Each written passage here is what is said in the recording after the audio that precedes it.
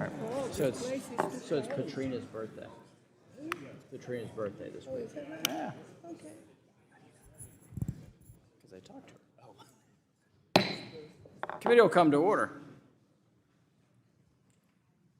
Without objection, the chair is authorized to declare a recess of the committee at any time. The hearing today is entitled Oversight of the Securities and Exchange Commission.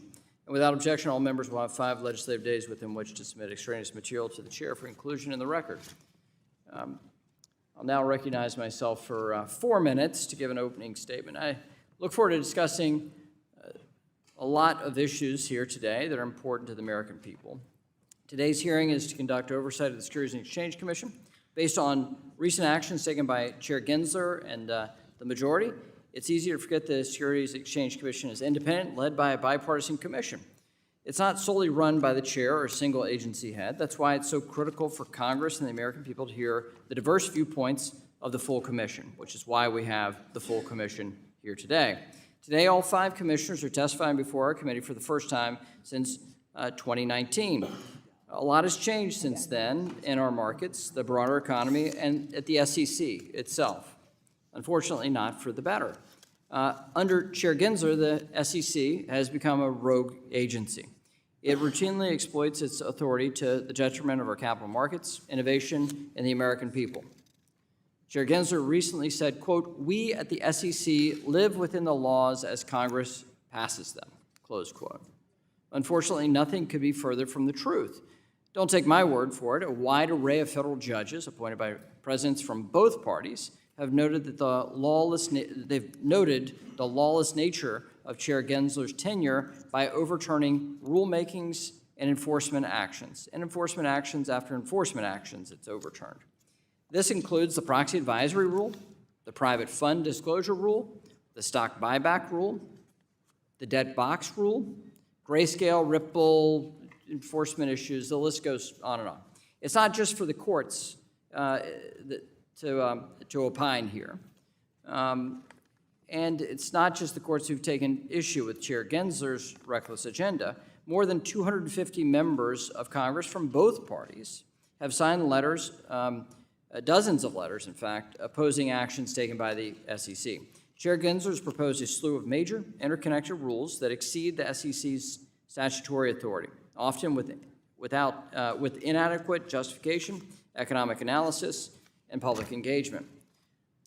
But what stands out in this massive rulemaking agenda is the fact that Chair Gensler's failed to propose a single rule focused exclusively on facilitating capital formation, a key pillar of the Commission's statutory mission. This is in stark contrast to our committee. We've passed more than 20 bipartisan bills through the House of Representatives to strengthen public markets, help small businesses access capital, increase opportunities for all investors. Let me repeat, bipartisan bills. It appears only at Chair Gensler's SEC that capital formation becomes a partisan priority. And that's not the only area the SEC has ignored the bipartisan consensus of the American people's elected representatives. In May, the House passed FIT 21 to create clear rules of the road and provide robust consumer protections in the digital asset ecosystem. More than 2/3 of the House, including 71 Democrats, rejected Chair Gensler's approach to digital assets by supporting clarity and consumer protection with the passage of FIT 21. Yet, true to form, Chair Gensler has doubled down on regulation by enforcement. Without the regulatory clarity and consumer protections in FIT 21, the United States will continue to fall behind Europe in technological innovation and adoption. This is unheard of in modern history, that the United States would fall behind Europe in the deployment of innovative technology. Bipartisan opposition in Congress, continued rejection by the courts, and notably the end of Chevron deference should serve as a warning to Chair Gensler. Whether it's digital assets or climate policy, the SEC cannot unilaterally expand its authority. With a record like that, it's clear Chair Gensler's legacy will be defined by turning the once proud institution of the SEC into a rogue agency. I yield back, and the chair now recognizes the ranking member of the committee, the gentlewoman from California, for 4 minutes for the purposes of an opening statement. Good morning. I'd like to welcome the chair of the Securities and Exchange Commission, Gary Gensler, along with Commissioners Peirce, Crenshaw, Yoadah, Lisiarga, all to the committee today. I'd like to start by recognizing the good work the SEC has done under the leadership of Chair Gensler. Despite repeated attacks against the agency from my Republican colleagues, the SEC has lived up to its mission of protecting investors and ensuring our capital markets remain the envy of the world. In fact, since Chair Gensler's tenure began in 2021, the agency has ensured a fair marketplace for businesses and investors by holding bad actors accountable.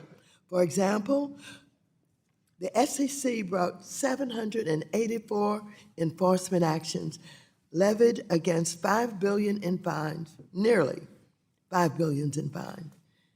Importantly, recovered nearly $1 billion for harmed investors, and the Commission has also responded to the overwhelming number of investors, fully 80%, who have long been urging the Commission to standardize climate risk disclosures.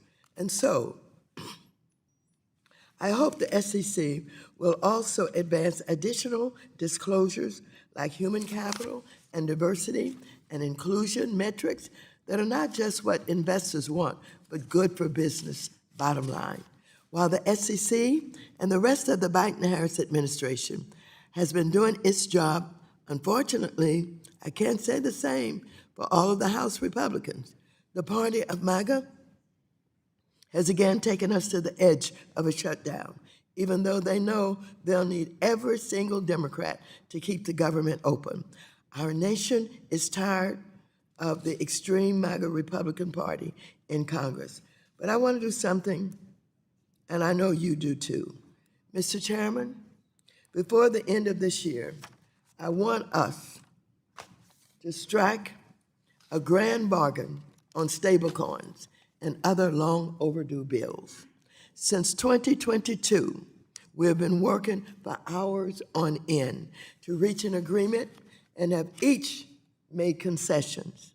I strongly believe we can reach a deal that prioritizes strong protections for our nation's consumers and strong federal oversight. Our bill can have several paths for stablecoins to be created, but like nearly every other country that has a stablecoin framework, central bank, the Federal Reserve, played a dominant role overseeing this market.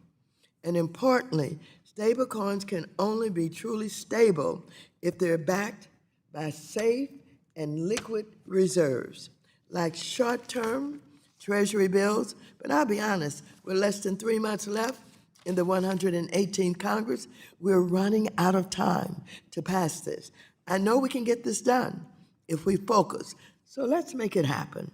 In the meantime, Democrats will continue to fight for more resources for the SEC, including by keeping the SEC and the rest of the government open so that the agency can support capital formation, open opportunities for small businesses, and protect investors.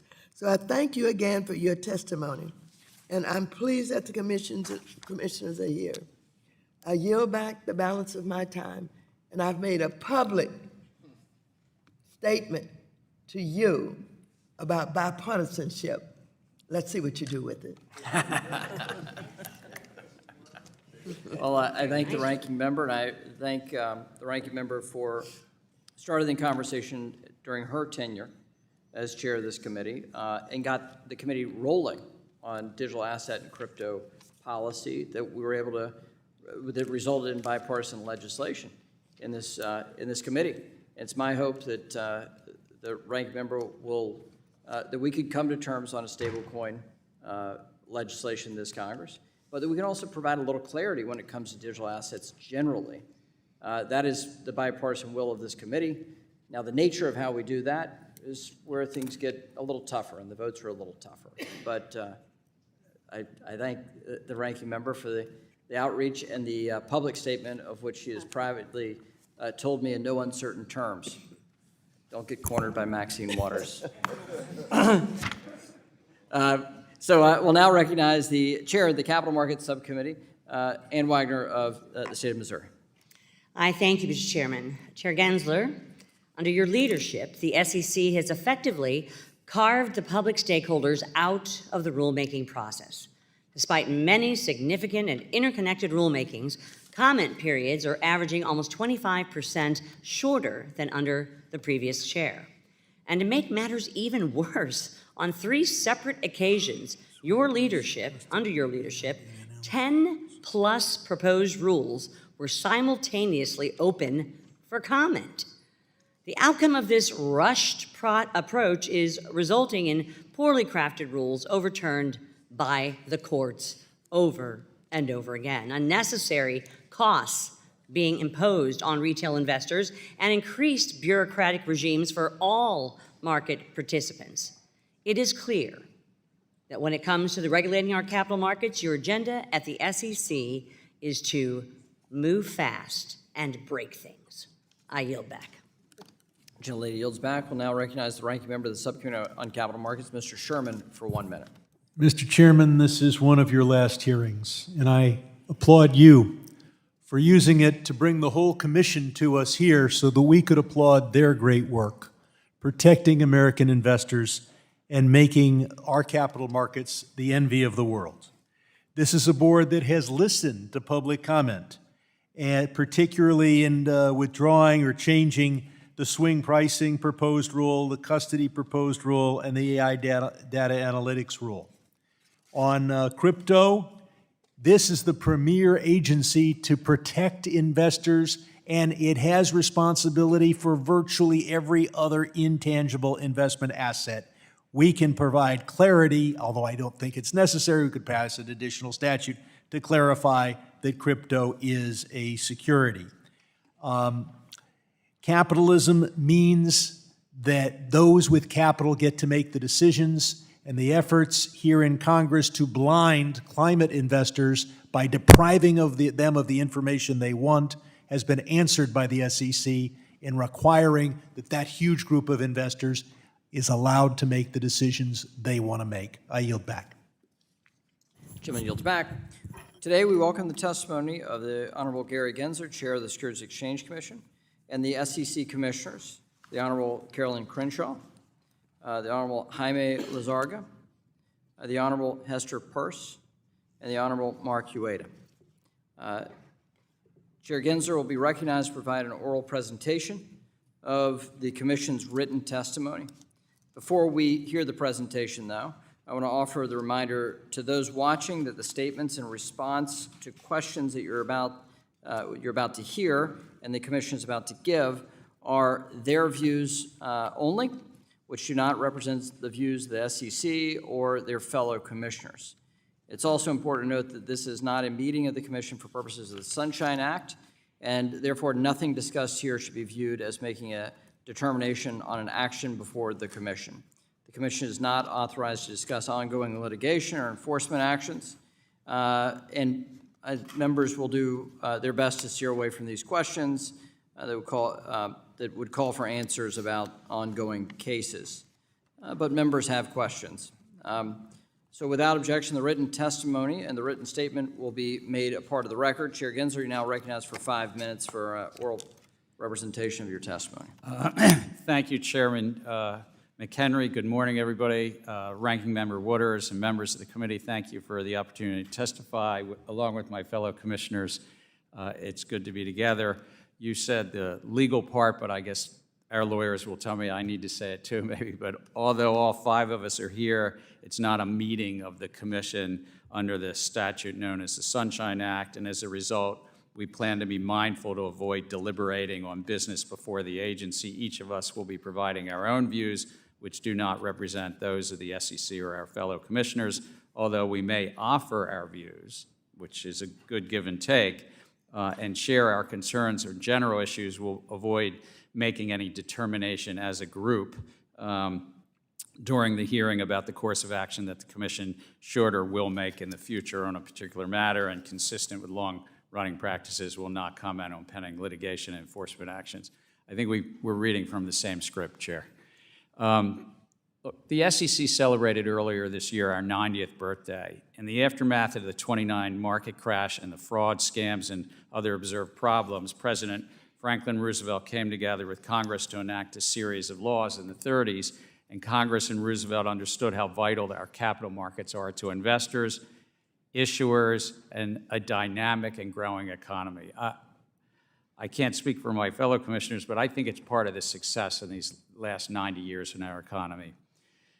Today, the SEC oversees the capital markets and works to deter and prevent fraud and manipulation, as well as help ensure that investment advisors carry out their duties to their clients and that companies and entrepreneurs can access capital they need to succeed.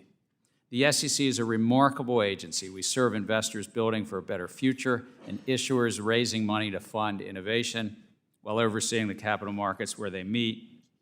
The essence of this is captured in our three-part mission: protect investors on one hand, maintain the markets in the middle, fair, orderly, and efficient, and facilitate capital formation. So capital formation meets investors and the markets in the middle.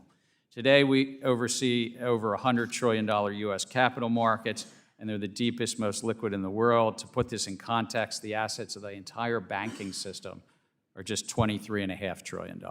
So our capital markets are more than 4, almost 5 times that size. Comprising approximately 40% of the world's capital markets, the U.S. capital markets outpace our rough 24% of our economy. So we're kind of punch above our weight class. Everyday investors benefit from the U.S. capital markets. Their investment portfolios fund home purchases, college education, retirements. Approximately 58% of U.S. households own stocks directly or indirectly. American households representing nearly 121 million individual investors own registered funds. You know them as mutual funds and otherwise. Today, registered investment advisors advise 57 million clients. We're an agency that our appropriations from Congress are about $2.1 billion. We've been flat funded, as many agencies across government are. While we are appropriated, we do fund ourselves with fees on stock and other transactions, so we're deficit neutral.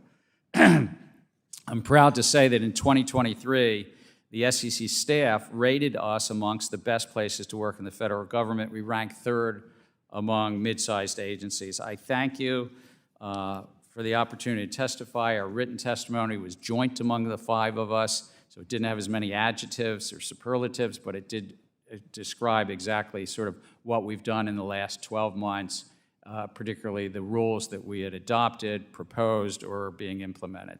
So I thank you, and I yield back.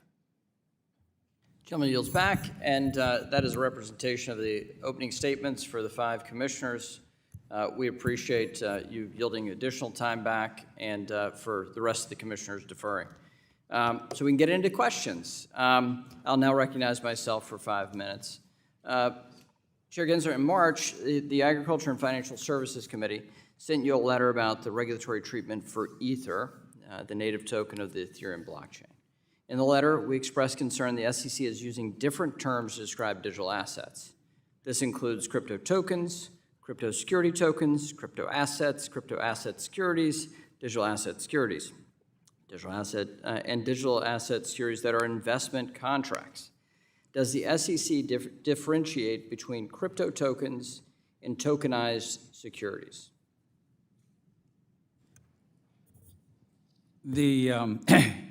Whether any one offer or sale of an asset is a security depends on the facts and circumstances. In terms of the language or nomenclature, it's less about the terms, it's more about the economics. And it really goes down to a Supreme Court test, which is the law of the land, called the Howey test.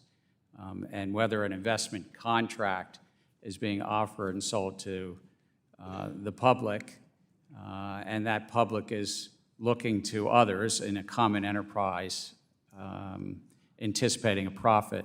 So the labels matter less than what the economics are.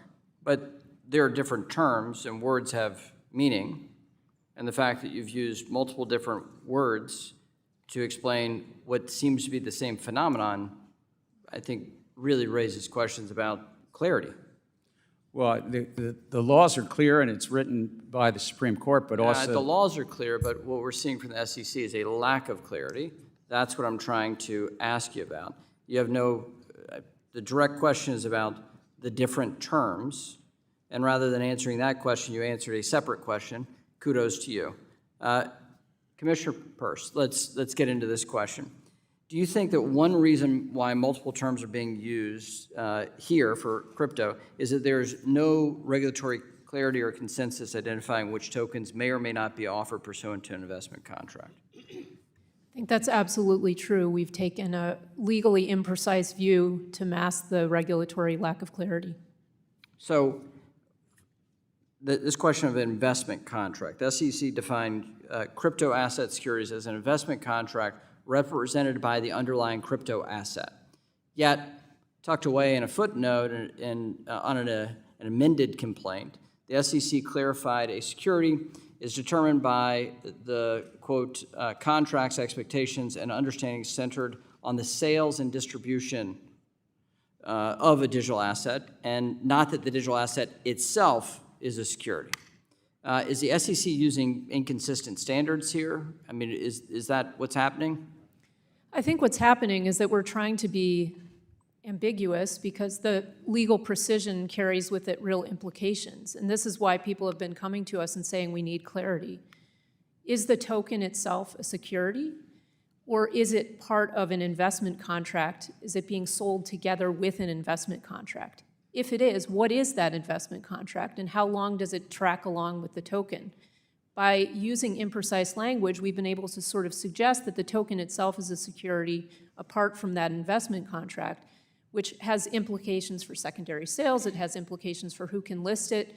And I think this is absolutely, we've fallen down on our duty as a regulator not to be precise. And so tucking into a footnote that, yes, we admit that now actually the token itself is not a security, that's something that we should have admitted long ago and then started wrestling with the difficult questions. Okay. So would a statutory definition provide that clarity for the agency? Or is this something the agency can do itself? We certainly have authority where we can provide guidance. We can use our exemptive authority. It's always helpful to have Congress weigh in, but there certainly are some guidelines we could provide in this area that we have chosen not to provide. But a statutory definition would help. Well, I always welcome the input of Congress. That's fantastic. Everybody's writing, your fellow commissioners are writing that down. We hope to hear more of that today. So let's continue with this question. You've highlighted publicly, Commissioner Peirce, concerns that SEC is devoting a disproportionate amount of time on the digital asset ecosystem and diverting limited staff resources away from other mission-critical work. Capital formation. How much work has been put into capital formation in the last 4 years for your agency? Nothing on the positive side. I would say we've done things that are negative to capital formation. I now recognize the ranking member, Ms. Waters, for 5 minutes. Thank you very much, Mr. Chairman. Chair Gensler, last Congress, our nation's capital markets saw huge price swings in so-called meme stocks like GameStop. As chairwoman, I convened 3 hearings, including one with the CEOs from Robinhood, Citadel, and hedge funds. We also heard from you. I later released a committee report detailing how gamification, payment for order flow, and weak oversight contributed to investors being fleeced. Following our hearings, our committee advanced several pieces of legislation to fix those problems, including my bill to finalize short-selling rules and provide more clarity around hedge fund positions. You picked up where Congress left off and implemented some of these bills through rulemaking. Can you talk about the reforms you passed, as well as what additional market structure and market integrity reforms did the SEC work on? How would these reforms increase competition and reduce conflicts of interest? Thank you very much. I'd highlight 4 things that we've done. Just last week, actually, we unanimously adopted rules that had been put out to notice and comment about the market structure itself, promoting greater competition in that market, and in that case, relaxing a restriction in the market that now markets could quote in tighter increments, called half a penny rather than a full penny increment, and lowering the fees in the market. But earlier, we also proposed, adopted, and implemented shortening the settlement cycle. So now in America, if you sell your securities on a Monday, you get your cash on a Tuesday. You used to have to wait till Wednesday. And believe it or not, that matters to a lot of people, to get that cash earlier. We also, per Congress's mandate out of the Dodd-Frank Act, we adopted a rule on some disclosure around short selling. And we also adopted some rules with regard to disclosure to clients about the execution quality, the quality in the markets they get when they sell securities. So those are the 4 items that we've done. And I think it does promote greater competition to allow people to quote stocks in tighter increments. And I do think it also helps capital formation. If the markets are more efficient, it helps both sides of the market. I think that it helps capital formation and investors. I don't think there's like an either or a dichotomy. I think most of what we do has helped capital formation. Well, thank you very much. I can recall during the time that we got involved in this issue, particularly, looking at the relationship between Robinhood and Citadel, for example, and calls that we received about Robinhood cutting off investments and just closing down. Is that cured or is that common? The closing down where investors couldn't actually buy additional securities happened because of the relationship with the clearinghouses. And I think this shortening of the settlement cycle was a big plus to that and helped limit the chance that could happen again. So I do think that that was a direct result of the hearings that you had, what was that, in February of 2021. Well, thank you very much. I've gotten a lot of calls wanting to know, what did we do? They didn't seem to know much about the bills that we passed. And I suppose that the general public does not know what you did, and we need to make sure that we get that information out in some shape or form so people will know that we dealt with those issues at the time that we experienced them. Thank you, and I yield back. The lady yields back. We'll now recognize the Vice Chair of the full committee, the gentleman from Arkansas, Mr. Hill, for 5 minutes. Thank you, Mr. Chairman. Chairman Gensler, Commissioners, we're glad you're with us this morning. Chairman, over 2/3 of the members of this committee have rejected the Commission's approach to regulating digital assets at the SEC. These bipartisan members collaborated and voted to pass our fit-for-purpose Fit 21 legislation with overwhelming bipartisan support in the House of Representatives, including 71 Democrats. All the commissioners, I think, need to recognize that our ongoing legislative work to establish a market structure for digital assets, while we've been doing that mightily here over the last 2 years, the Commission has time and time again chosen to bring numerous enforcement actions in an attempt to claim authority over secondary markets and front-run Congress. Further, the Commission arguments in regard to several high-profile federal court cases in regard to digital asset oversight have been rejected, and in some instances, your actions called arbitrary and capricious. So, Commissioner Peirce, this regulation by enforcement approach, is it really superior to having Congress give you statutory direction? It's a very bad approach to trying to regulate an industry if you're trying to protect investors, if you're trying to shepherd the Commission's resources well. It's very inefficient. And at the end of the day, it leaves everyone wondering where the lines of our authority are. That we have lots of areas where our authority is very clear, and we could spend our enforcement resources there, and we could spend our regulatory resources trying to provide clarity about what doesn't fit within our jurisdiction, and then we could leave the rest to Congress. Commissioner Lizarraga, you used to work for former Speaker Pelosi, And you may have noted that the former speaker voted to pass Fit 21 this past summer. Do you support this legislation draft and efforts in Congress to establish a regulatory framework for digital assets in the United States? Congressman, I defer to Congress on its judgment as to whether a new framework for overseeing Do you digital think, sir, do you securities is think that appropriate. the existing framework that the Commission's following is the right way to go, or do you think there's a gap that could be filled by a statute in Congress? I think we're following the framework that's in place in response to violations of the law that we see in the market.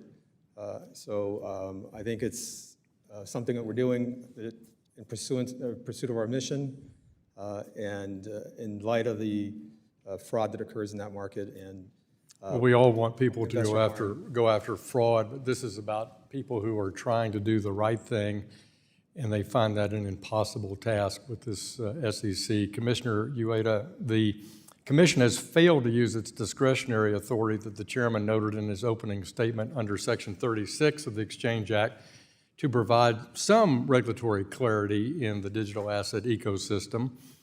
What could they have done? Pick an instance where you think that a working example of where the Commission could have used exemptive relief in solving some of these challenges, either these ETP challenges, the special broker-dealer challenges, or the Howey test itself, to have just dealt with this at the Commission using exemptive relief. Well, thank you.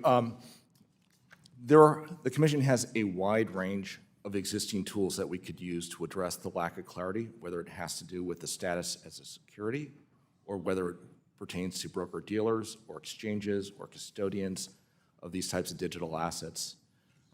To my knowledge, I am the only commissioner in the history of the agency who's actually stood before a panel of judges in oral argument and articulated the Howey test after having filed a written brief with that court.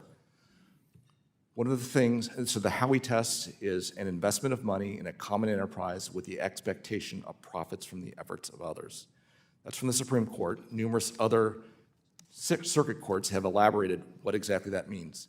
The Commission, for instance, I'll give you one example, could have articulated specifically in the context of crypto and digital assets how you apply this test as to whether or not it's an investment contract and therefore a security.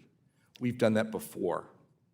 For instance, to explain what fiduciary duty means under the Federal Investment Advisors Act. We have chosen not to go down that path.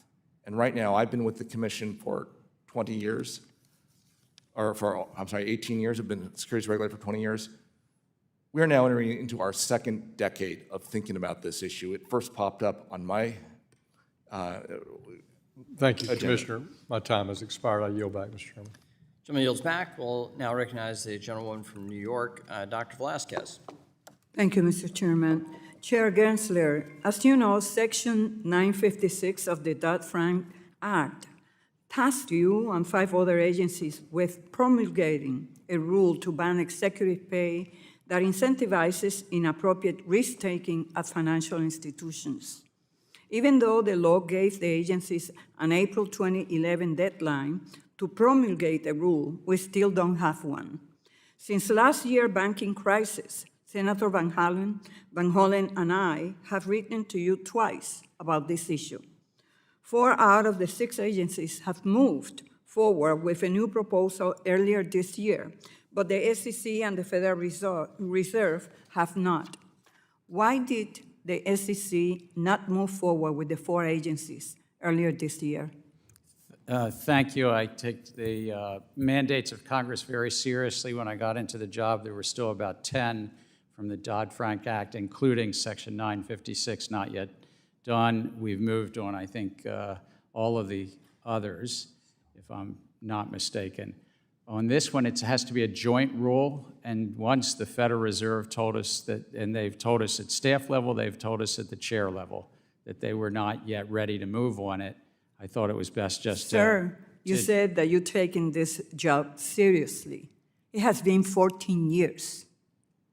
I Do think you think we deserve better? I think that the American public definitely deserve that we do this, and I'm supportive and have asked staff to work on it. So, But I understand the Federal Reserve is not willing at this time to move forward, so it was a matter of resources. On what timeline are you committed to implementing this rule? Jointly, as Congress has said, with 5 other agencies, we So let me will ask not you- slow the Federal Reserve down. We will be What- ready whenever they're ready. What progress, if any, has the SEC made this year to propose a rule? We've collaborated and talked to all the other 5 agencies, and we can only actually propose something if joint. And so we need the Federal Reserve. If they're ready, we'll be ready. Commissioner Lizárraga, do you think it's time for this rule to be promulgated? Yes, Congresswoman. I recently gave a speech outlining my views about the importance of advancing this important Dodd-Frank priority. It has been a long time. And why do you think the SEC and the Fed are stalling on this The issue? reality of joint rulemaking, I think, is part of it. It is complicated, and the other component to this We is, all know that it's complicated, but it has been 14 years. I hear you, and the one thing I was going to add, though, is that the other agencies, unlike us, don't have to conduct economic analysis like we do, so that also adds another layer. By a show of hands, is there anyone who thinks this rule should not be implemented? Well, I will remind everyone that Dodd-Frank does not instruct the SEC or the other agencies to study the rule or inform Congress about whether they think the rule is a good idea. The law requires the covered agencies, including the SEC, to implement the rule regardless of whether or not they think it's necessary. And it's been 14 years. So I find it hard to believe that the rule is so overly complicated or needs so much analysis that it will take 14 years. As I have said before, I will continue to bring this rulemaking up at every opportunity until the rule is finalized. Chair Gensler, we continue to hear about the benefits of tokenization and have seen large asset managers like Franklin Templeton use blockchain to digitize their assets. The SEC has approved several of these products. Do you see any evidence that the savings realized by the asset issuers is being passed on to the consumer?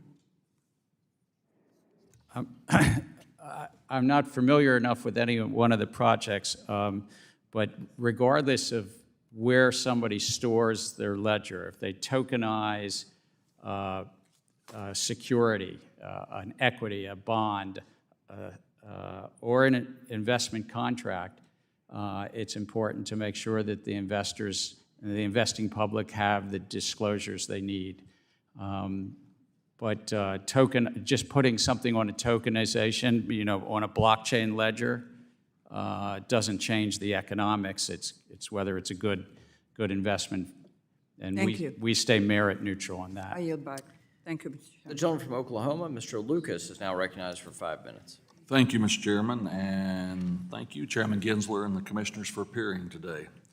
I'd like to begin by focusing on proposed Rule 10B-1 regarding security-based swaps positions.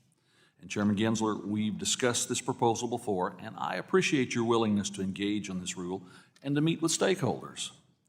I know you're familiar with the bipartisan feedback concerning market liquidity. Chairman, would you first briefly touch on if the Commission is still taking the bipartisan feedback into consideration? And I'd also appreciate it if Commissioner Peirce would offer insight on that as well. But first you, Commissioner. Yes, and your feedback was very helpful because you helped write this provision in the original bill, and I remember it because we worked together on some of that legislation. So while a comment period closed months ago, if feedback comes in, just like this discussion here, we continue to consult and consider that in this. This is about whether in securities-based swaps, there's some reporting or transparency for the larger positions to the agency, and secondly, whether there's any public reporting of that. And there was a lot of comments in the comment file to maybe maybe look to just have the reporting to the agency and not have it public, but we're still considering that record. Commissioner Peirce? I mean, I think this project is pretty typical of a lot of rulemaking projects at the SEC. We go out with something really broad and very onerous and lacking the data to form the basis for it. And then we get comment back saying, hey, this is unworkable, it's going to have really adverse unintended consequences. And we pull back, and so we're thinking about it now, and I don't know where we'll come out, but I will say if we get it wrong, then we really risk roiling the markets, and so I hope we will take that consideration into account. The SEC recently made significant reforms to Treasury clearing, which plays a vital role for financial markets in the U.S. economy. Market participants have expressed the need to extend those timelines for implementation to be successful. Chairman Gensler, has there been consideration given to adjusting this timeline? We worked very closely with the U.S. Department of Treasury and the Federal Reserve on what was, when we adopted this, about a 2.5-year timeline. This is a vital market to the U.S. taxpayers, a $28 trillion Treasury market, and it's really to bring greater efficiency, meaning lowering the cost, and lowering the risk, resiliency through central clearing. The first timeline is on track right now in March of next year for what's called customer clearing. The ultimate timelines go all the way through June of 2026. Commissioner Peirce, could you offer your perspective on Treasury clearing timeline? So I didn't support the rule because I thought we could have taken a more measured approach, but now that the rule's in place, I'm committed to as sound implementation as possible, and I think we should be open to the idea of extending the timelines, and also we should be working closely with industry and other regulators to make sure we're getting this right. I've called for setting up a task force to really throw ourselves into the implementation process, and then that will put us in a place to know whether we need to extend timelines. As many of my colleagues have discussed during the past several years, the volume and scope of the SEC rulemakings have been of concern. The two examples, the custody rule and the predictive data analytics rule, both presented major challenges to the market and both seem to require major revisions to address the unintended consequences. Commissioner Udea, could you discuss how the Commission could better catch these unintended consequences before reaching the proposal stage? One common tool, which we have not used in recent times, is to hold roundtables and other fact-finding type activities that would lay a better predicate before we issue an actual proposal. That is one of the challenges, I think, and concerns I've had about our current proposals, is they are so broad and so wide. We have the proposal itself, but many times we'll have dozens, if not scores, of permutations and combinations on that. When you have multiple rulemakings all at the same time on different subjects that affect the same entities, it's really hard for them to give us thoughtful feedback on that. So this is one where it's a bit like, I think the saying in construction, measure twice, cut once. We should think about doing the same thing with proposals. Thank you, Commissioner Udea. Yield back, Mr. Chairman. Gentleman yields back. We'll now recognize the gentleman from Missouri, Mr. Cleaver, for 5 minutes. Thank you, Mr. Chairman. Mr. Chairman, well, all of the guests here today,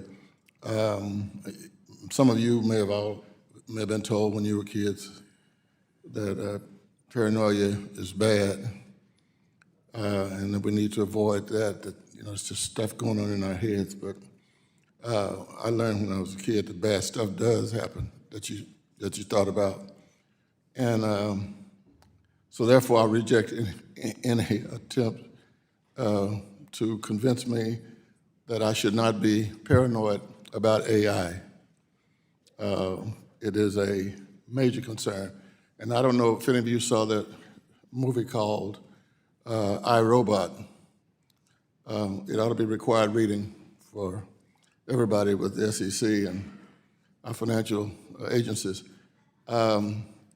If you look at the movie again, you probably miss it the first time, but if you look at it now, you're going to find out that all those robots were white.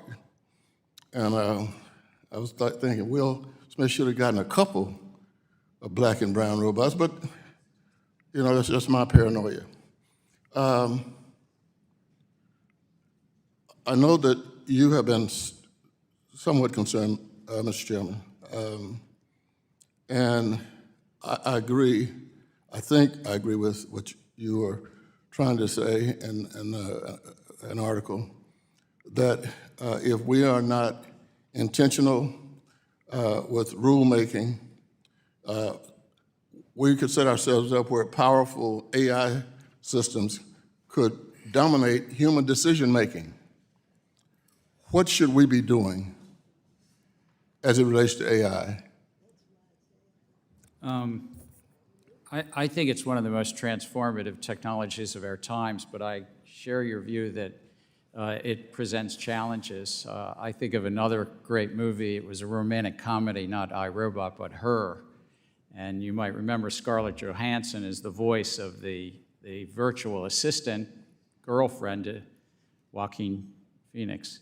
And These robots are trying to tell us something. yeah. Well, at some point in time, she went offline, but it was 8,316 love interests that she had that all had broken hearts. It's a good movie. But the point is, we could end up with the same thing. We have 3 large cloud providers. 75% of the financial industry relies on 2 of those cloud providers. Those cloud providers are the dominant players in artificial intelligence, or growing to be the dominant. And we could see 75% of the banks and broker-dealers and financial sort of relying on a couple of, Scarlett Johansson, virtual assistants, so to speak. And I think that a future chair of a banking committee, House Financial Services Committee, could be overseeing a hearing saying, what happened, why did we have the financial crisis of 2030 or 2035 or something? I think that's a risk. What to do about it? It's hard because it's across so many different financial actors. How do you sort of maintain diversity? And this is diversity of computers, diversity of competition amongst those algorithms. It's a hard challenge to solve. But I agree with you, it's a challenge. It's real. I'm interested in any of our other speakers or guests, if you have any views on artificial intelligence that may be of some value to those of us who are in Congress. I mean, I think skepticism is always warranted, but I think we also need to look at the promise of the new technology in ways that it can help us as a regulator to regulate better and can help the industry to better serve more people at a lower cost. And so we need to balance the skepticism with the optimism for what the technology can do. Congressman, as a member of the military and the Securities and Exchange Commission, I think we need to look holistically at AI across the board and not look at it just necessarily in the isolated world of financial background or the military side. I think we need to learn from each other across the government and implement something on a holistic basis to allow technology to grow and to be useful and really transform, possibly, as Chair Gensler said, the world as we know it, but also learn where we need to put holistic protections in place and how we can sort of learn from it and adopt appropriately. Thank you. The gentleman from Texas, Mr. Sessions, is now recognized for 5 minutes. Mr. Chairman, thank you very much. Mr. Chairman, I'd like to take a minute and to thank you for your service to the United States Congress and this committee. Quite likely when we come back next time, and if we hold another meeting, you'll be a retiring member of Congress. But during your period of time that you've been here, I've enjoyed not only your confidence and your friendship, but your service. I want to personally thank you for that. Thank you, Mr. Chairman. Thank you. Mr. Chairman, you and I have had an opportunity to deal with each other a couple times, and you know my comments that I have made to you about the rights of people who are on the other side that you regulate. Today, I'd like to just take a few minutes and tell you the things that I think are important for the entire commission here. One of them is that I believe that you need more fairness and balance. I think the SEC does not have fairness nor balance. I think that the SEC is engaged in selective enforcement. I think they're engaged in selective enforcement, perhaps of 1 or 2 or 5 people in a marketplace that were not really guilty of anything, but simply were someone that you wanted to make an example of. I think that you can come up here and hear members say how proud they are of you for having $5 billion worth of fines that you have put off of people who have theoretically done something wrong. That diminishes shareholder value too. When you fine a company, it takes away shareholder value, and that's one of the things that your commissioners have talked about today, that their mission is to ensure shareholder value and to protect people.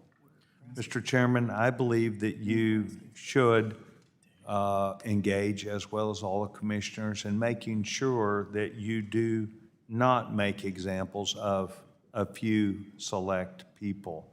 Mr. Chairman, I believe you should look at the mission statement that the SEC has, perhaps on a daily basis, and make sure that your staff and you live up to that. I believe that if you get in trouble, if you didn't intend to get in trouble, you ought to be able to get out of trouble. You ought to be able to work your way through regulatory morass instead of waiting for the average of 140 days or whatever it might be for you to respond back to a person.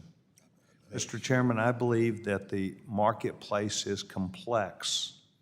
I believe that things happen that none of us have any real control over, including bankruptcies or other matters. It's when you collude to do something, or you have insider information, or you fail to do your job properly, due diligence or whatever. But I can give you examples where the SEC is causing individual agents in the marketplace who also lost money in certain assets, and the SEC came after them and had them spend $500,000 of legal counsel to defend themselves against something they, nor they alone, were engaged in, but it was selective enforcement. And I have seen this across this Biden administration at the Department of Justice, at the SEC, and other places. And I believe that there is some demand put on you, or something that you're doing to cause actions that are neither fair nor balanced. I've got a minute left. Sir, would you like to engage that issue and defend that? I'm very proud of the agency and the hardworking folks of the agency, the 1,300 folks in enforcement, but all the other lawyers and accountants and economists and my fellow commissioners that support that effort. They follow the facts and the law where they take them. We do bring, as noted, 700 or so enforcement actions a year, many of them settled actions. We look to people who cooperate with the agency and really recognize that cooperation with the agency to try to, as you say, get things right. I, by the way, would concur with you. Markets are complex and life is complex, and people do often make genuine, just human mistakes. But our enforcement division, I couldn't be prouder of them. I will look and forward to following. testing that theory, and I want to thank each of you for your service, not just to the SEC, but the American people, and I will challenge you properly and professionally on this issue. Mr. Chairman, I yield back my time. The gentleman from Illinois, Mr. Foster, is now recognized for 5 minutes. Thank you, Mr. Chairman, and to our witnesses. Price discovery is critically important to the success of our capital markets, and it's really foundational to investor confidence. However, with the rise of day trading and trading apps, social media buzz seems to have as much an effect sometimes on equity pricing as economic fundamentals. This concern gets amplified when the social media is swamped by inauthentic AI-generated bot accounts that the social media platforms seem unwilling or incapable of identifying and removing. It is obvious that manipulative misinformation can have long-lasting impacts on companies' reputations and their ability to raise capital. And perhaps abusive short selling is the most obvious example where this could happen. Chair Gensler, do you think that revisiting short selling regulations is necessary to prevent this sort of manipulations that can happen on social media or other false claims injected into fake media sites, various kinds of inauthentic, often AI-generated speech?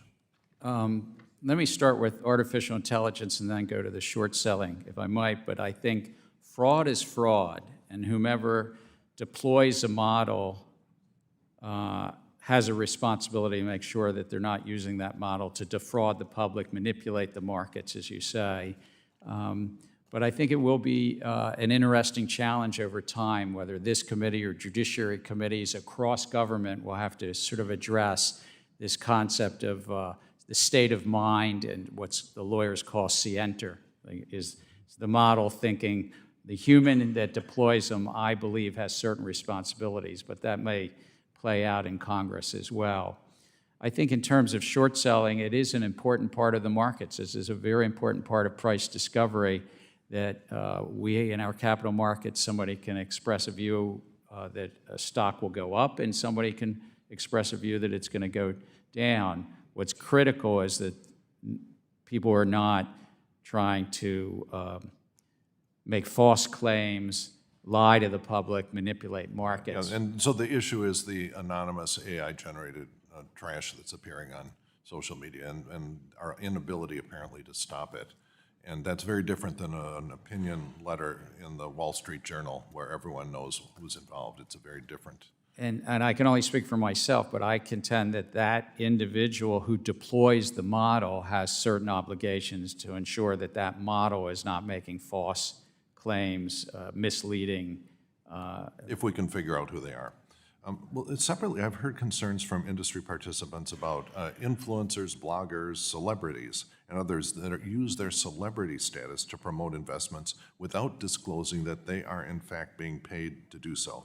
And what's worse is when the person that's paying the promoter may have a position in the company that they intend to liquidate alongside the promotion, which is really a classic pump and dump scheme. There's been some high-profile examples recently in the crypto space, but I understand there may be issues in just the over-the-counter markets as well, where smaller companies raise capital. Can you say something about that?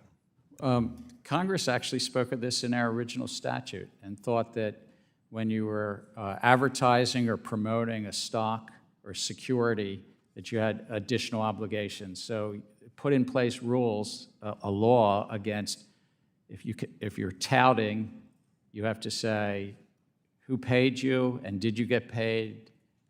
You can't just say #ad. You have to say something more. And that was Congress's will. And we have, from time to time, found celebrities who have forgotten that important law, and we've brought in or never learned it. Yeah. So are there gaps in the SEC's authority to pursue these cases? I would say I think the laws are strong. I mean, it's always gaps in resources, and we get, on average, a year, 40 to 50,000 tips, complaints, and referrals. That's, 4,000 a month or so. And we have to prioritize those tips and complaints and referrals. Okay, and let's see, I've got about half a minute here. I didn't support the FIP 21 Act. And one of the things that confused me about it is that it defines a 20% threshold for ownership to be enough decentralized to become a tradable equity. And so this, and the problem is that at the same time it allowed anonymous self-hosted wallets. So how would the SEC identify who owns 20%? Gentleman's time's expired. We'll ask the chair to respond for the record.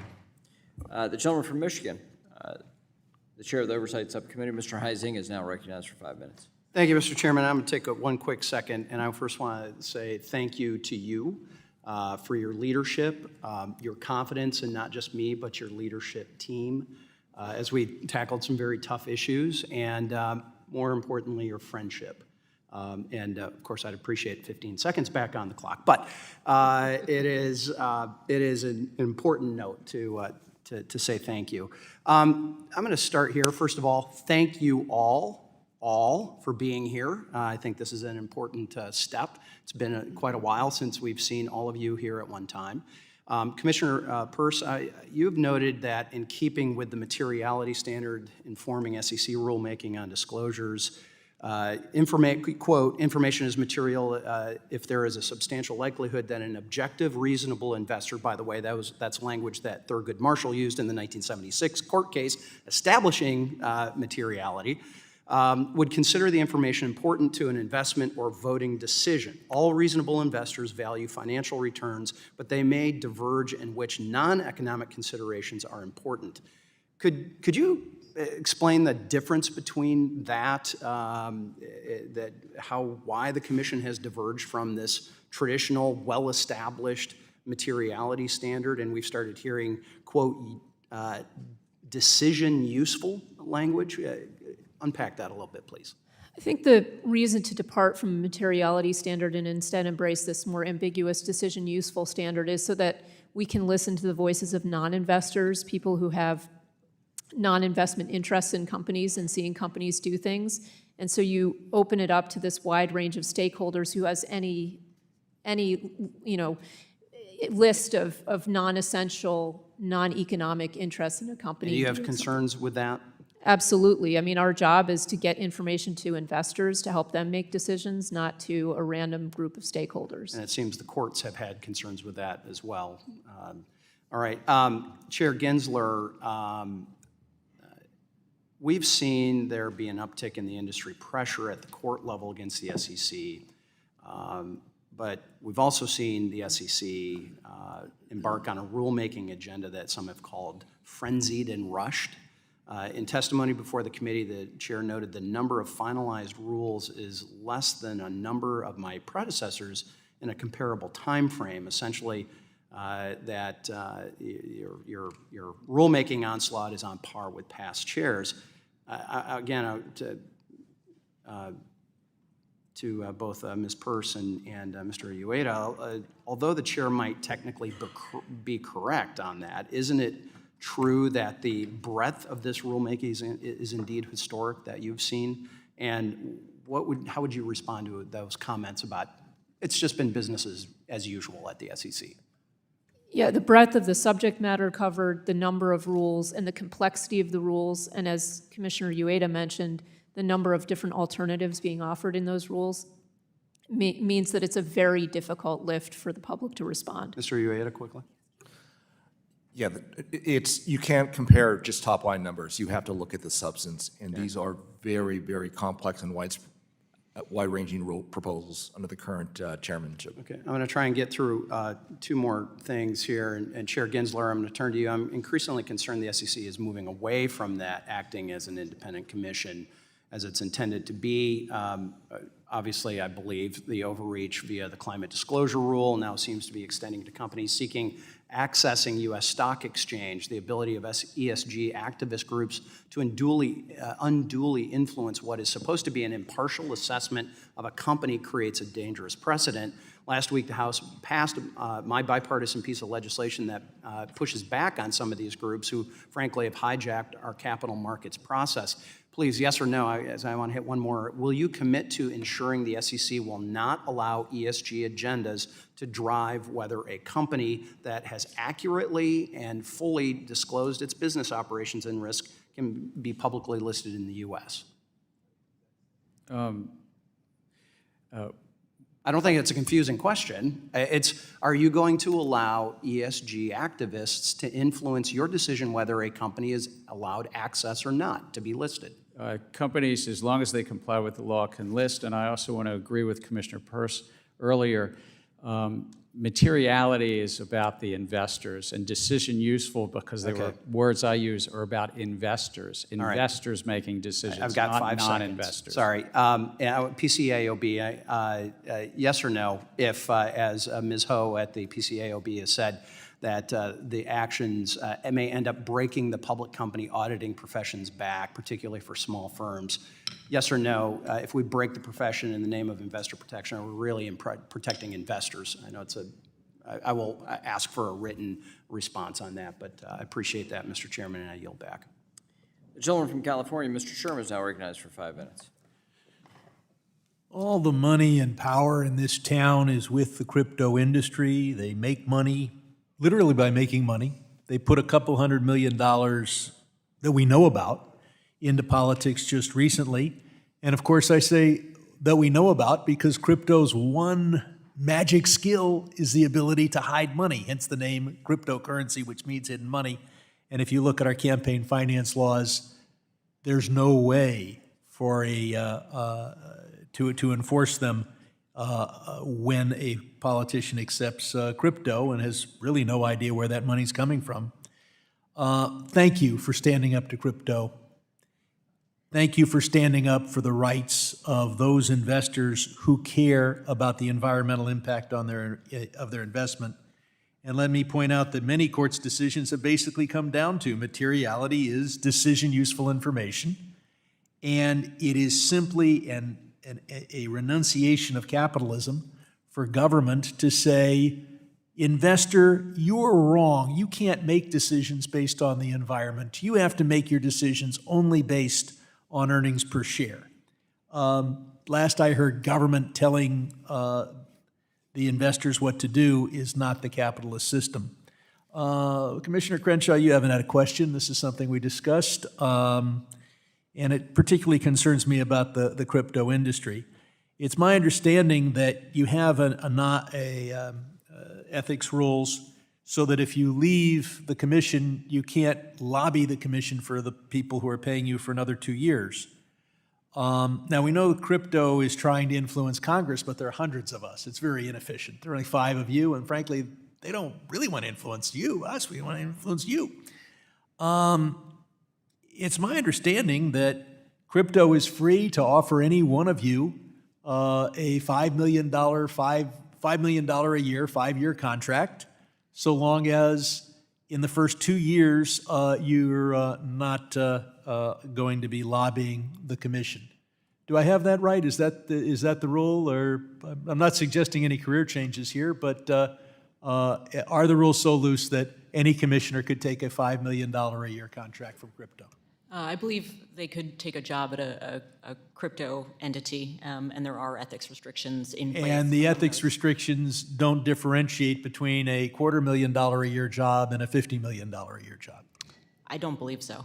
Well, maybe you'd want to propose at least some limits on what those jobs could do.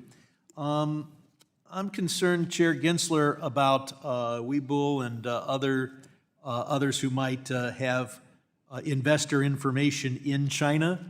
Is the commission going to do anything, especially in light of our concerns here about TikTok, to make sure that when investor data is in the hands of, say, a brokerage firm, that it is not accessible to the Chinese Communist Party? Whether a brokerage firm is owned by Chinese or Americans or Europeans, they have to comply with our laws and they have to protect information, customer information. But does that, as a practical matter, are they free to comply with those laws by storing the information in China? There might be cheap data storage available in Shanghai. No, I believe so. As long as they comply with our laws, they can store it in any geography. Well, I would hope the commission would look at a requirement that understands that in reality, if it's stored in Shanghai, it's not protected from the Chinese Communist Party. You should require that the data not be stored in China. And I want to commend you for withdrawing, and I know you're going to be republishing rules on swing pricing, liquidity rule, safeguarding the safeguarding rule. And I think you've really listened to Congress. I think those rules needed change. On the other hand, I want to commend you for the rules giving climate investors the information that they need and deserve. I want to point out, as you look at the safeguarding rule, that there are, do you see any reason why that would have to deal with the safeguarding of real estate? I mean, it's hard to move and the county records are pretty clear. Are we worried that, would we need the safeguarding rule to cover real estate? Again, we put something out for comment. We got a lot of feedback, including around real estate, and I've asked staff to take all those comments in and make a recommendation to the five of us on how to move forward on, in essence, reproposing, taking in consideration the scope of the assets, for instance, this real estate, but also the requirements. There were many comments about the requirements and whether to do that which Congress had originally laid out in Dodd-Frank on this. The gentlewoman from Missouri, the chair of the Capital Markets Subcommittee, Ms. Wagner, is now recognized. Yes, thank you, Mr. Chairman. Commissioner Peirce, the SEC continues to extract huge settlements for enforcement cases relating to, I'm going to call, off-channel communications. Firms have paid a combined total of over $3 billion in fines as part of the overall sweep. Has any fraud or customer harm been found, and what is the SEC basing these fines on? It certainly has become a cash cow for the SEC, and so the typical case is not based on fraud or any evidence of a problem other than a record-keeping problem. Now, that's a serious problem, but I think we need to address it not through enforcement first, but through regulatory work that involves working with people on the outside, the industry and so forth, to try to figure out how to make these rules workable and also effective for our regulators. No fraud, no customer harm. Why didn't the SEC issue a risk alert during COVID, for instance, when it knew that the whole world was becoming more reliant on using phones for communication during this time of abrupt, forced remote work? Why did the SEC wait and play gotcha after the fact with enforcement actions? Yeah, I mean, I think you point out that a lot of this probably did stem from the fact that COVID changed the world and the way we do things. And that's why we should have taken a regulatory approach first. And then for people who were outliers and bad actors and were defying the rules, we could have brought enforcement action. Over $3 billion. It's quite the cash cow. I'd like to enter, Mr. Chairman, into the record the dissent that Commissioners Peirce and Ueda released today regarding this. Commissioner Ueda, pardon me, retail investors are statutorily allowed to invest in private investments, including private funds via closed-end funds, which are subject to important protections under the Investment Company Act. However, SEC staff, through informal guidance, whatever that is, and not rulemaking, has prohibited a closed-end fund from investing more than 15% of its net assets in privately offered funds, unless the closed-end fund's shares are available only to accredited investors. Private funds have grown enormously in number and variety, sir, in the past 2 decades, but ordinary investors are unable to invest in them. That's why I sponsored bipartisan legislation, along with Representative Meeks, the Increasing Investor Opportunities Act, to overturn the informal SEC staff position and allow closed-end funds to more fully invest in private funds. Earlier this year, this important legislation passed the House with significant bipartisan support. Why has the SEC permitted its staff to deny everyday, ordinary retail investors the same opportunities for investment returns from alternative asset classes enjoyed by affluent investors? I find the position taken by the staff to be frustrating. Those staff positions are under the control of not the commission, but whoever serves as chairman. One thing we've learned is that diversification matters, particularly for retirement investors. Yes. For 2.5 years, I was a state securities regulator. Therefore, I'm a member of CalPERS. My portfolio at CalPERS looks very different with its allocation to private equity, venture capital, and private credit than I can ever obtain as an ordinary worker trying to seek to save money through an IRA or a 401k plan. So you're obviously concerned about the SEC staff position? I'm sorry. You're concerned about this SEC Yes, I staff am. position. And should retail investors have access to these investments through regulated products such as closed-end funds? I think we need to provide those opportunities to retail investors, yes. Yes, not just the rich and affluent. There's bipartisan approach to the SEC swing pricing proposal. We've heard a little bit about it. Industry commenters have claimed that the proposal is both unworkable and harmful for retail investors. And even the Consumer Federation of America opposes the proposal. Let me just say, Chair Gensler, did you still intend, because I'm not clear on this, to advance this swing pricing rule in the face of overwhelming opposition? Sir.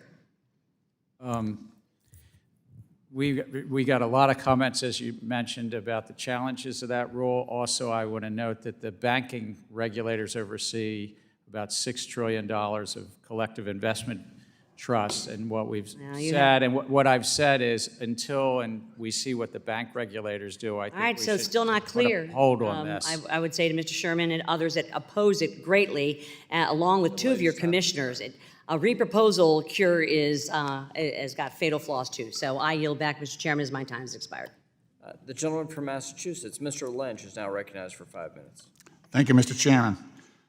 Very quickly, I understand, Mr. Chairman, this could be one of your last hearings as a member of this esteemed body, and I just want to say that while we spend most of our time arguing, I still regard you as a good and decent man, and I'm pleased to have served with you. I also have to confess that there are a handful of your Republican colleagues that I wish would leave Congress. However, you are not among them. You are not among them. So thank you for your service Thank you, my friend. to Congress. Really appreciate it. Chairman Gensler, Mr. Larranaga, good to see you again. Welcome back. Welcome back. Mr. Chairman, so on September 3rd, 2024, let me shift over here, the FBI issued an alert warning the crypto industry that North Korea is, quote, conducting highly tailored, difficult to detect social engineering campaigns against employees of decentralized finance, DeFi, cryptocurrency, and other businesses to deploy malware and steal cryptocurrency. The alert specifically noted that North Korea has, quote, conducted research on a variety of targets connected to cryptocurrency exchange-traded funds, which suggests ETFs may be a target of North Korea soon.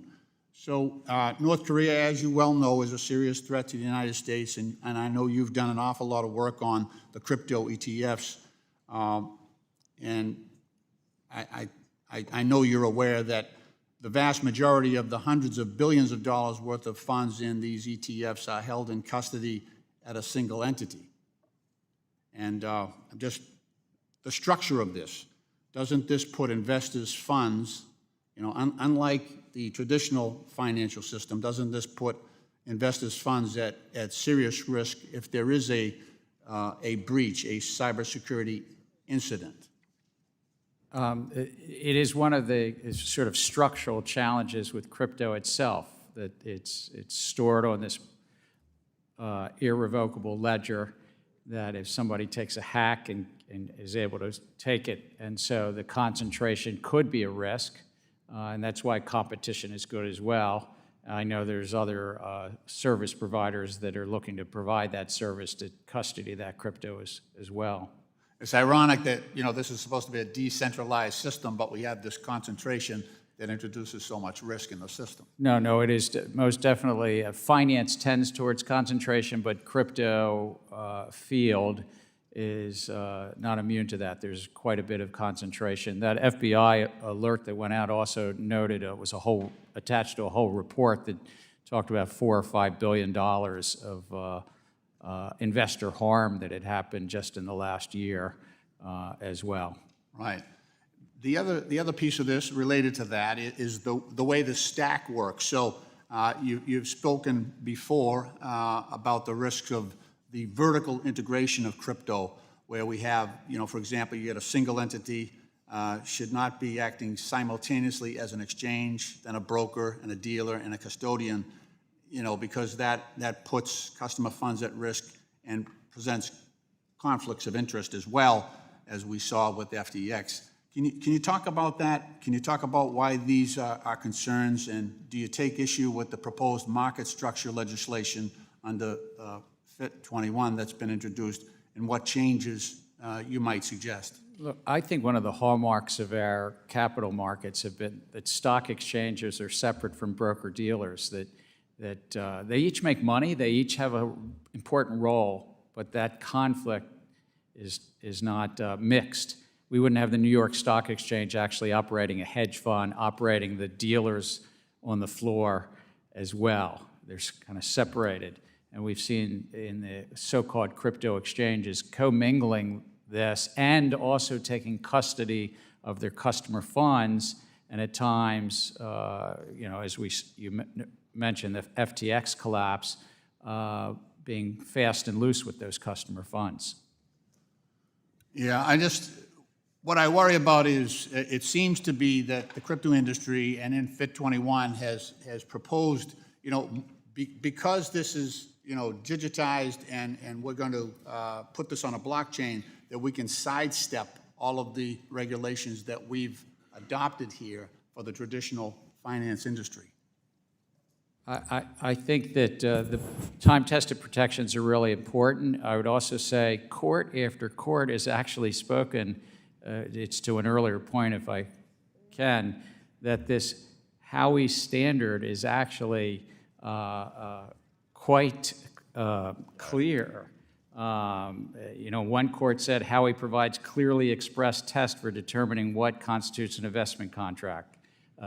Another court said the SEC based its claim on straightforward application of a venerable Supreme Court precedent. I could go on and read quote after quote from cases in the crypto field.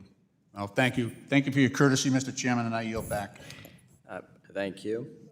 We'll now recognize the gentleman from Kentucky, Mr. Barr, for 5 minutes. Thank you, Mr. Chairman. Chair Gensler, you say Howey is clear, but let me tell you what's not clear. What's not clear is what the rules of the road are if you're in the crypto business. Over the past several years, the SEC has brought approximately 150 enforcement actions related to the digital asset ecosystem.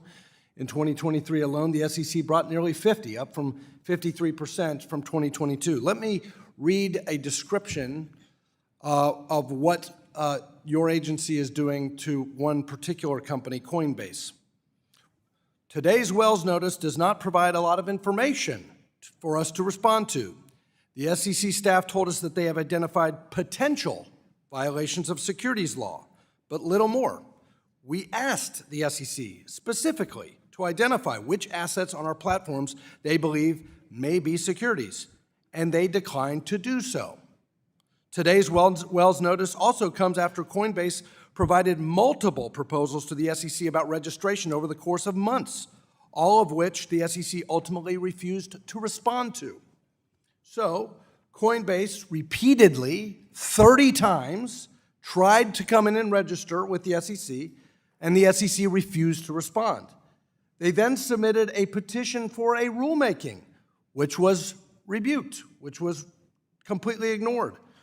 Then the SEC identified potential violations in a Wells notice, but refused to identify what those were. Howey, in your mind, is very clear. What participants in the crypto space are telling us is that this is totally unclear.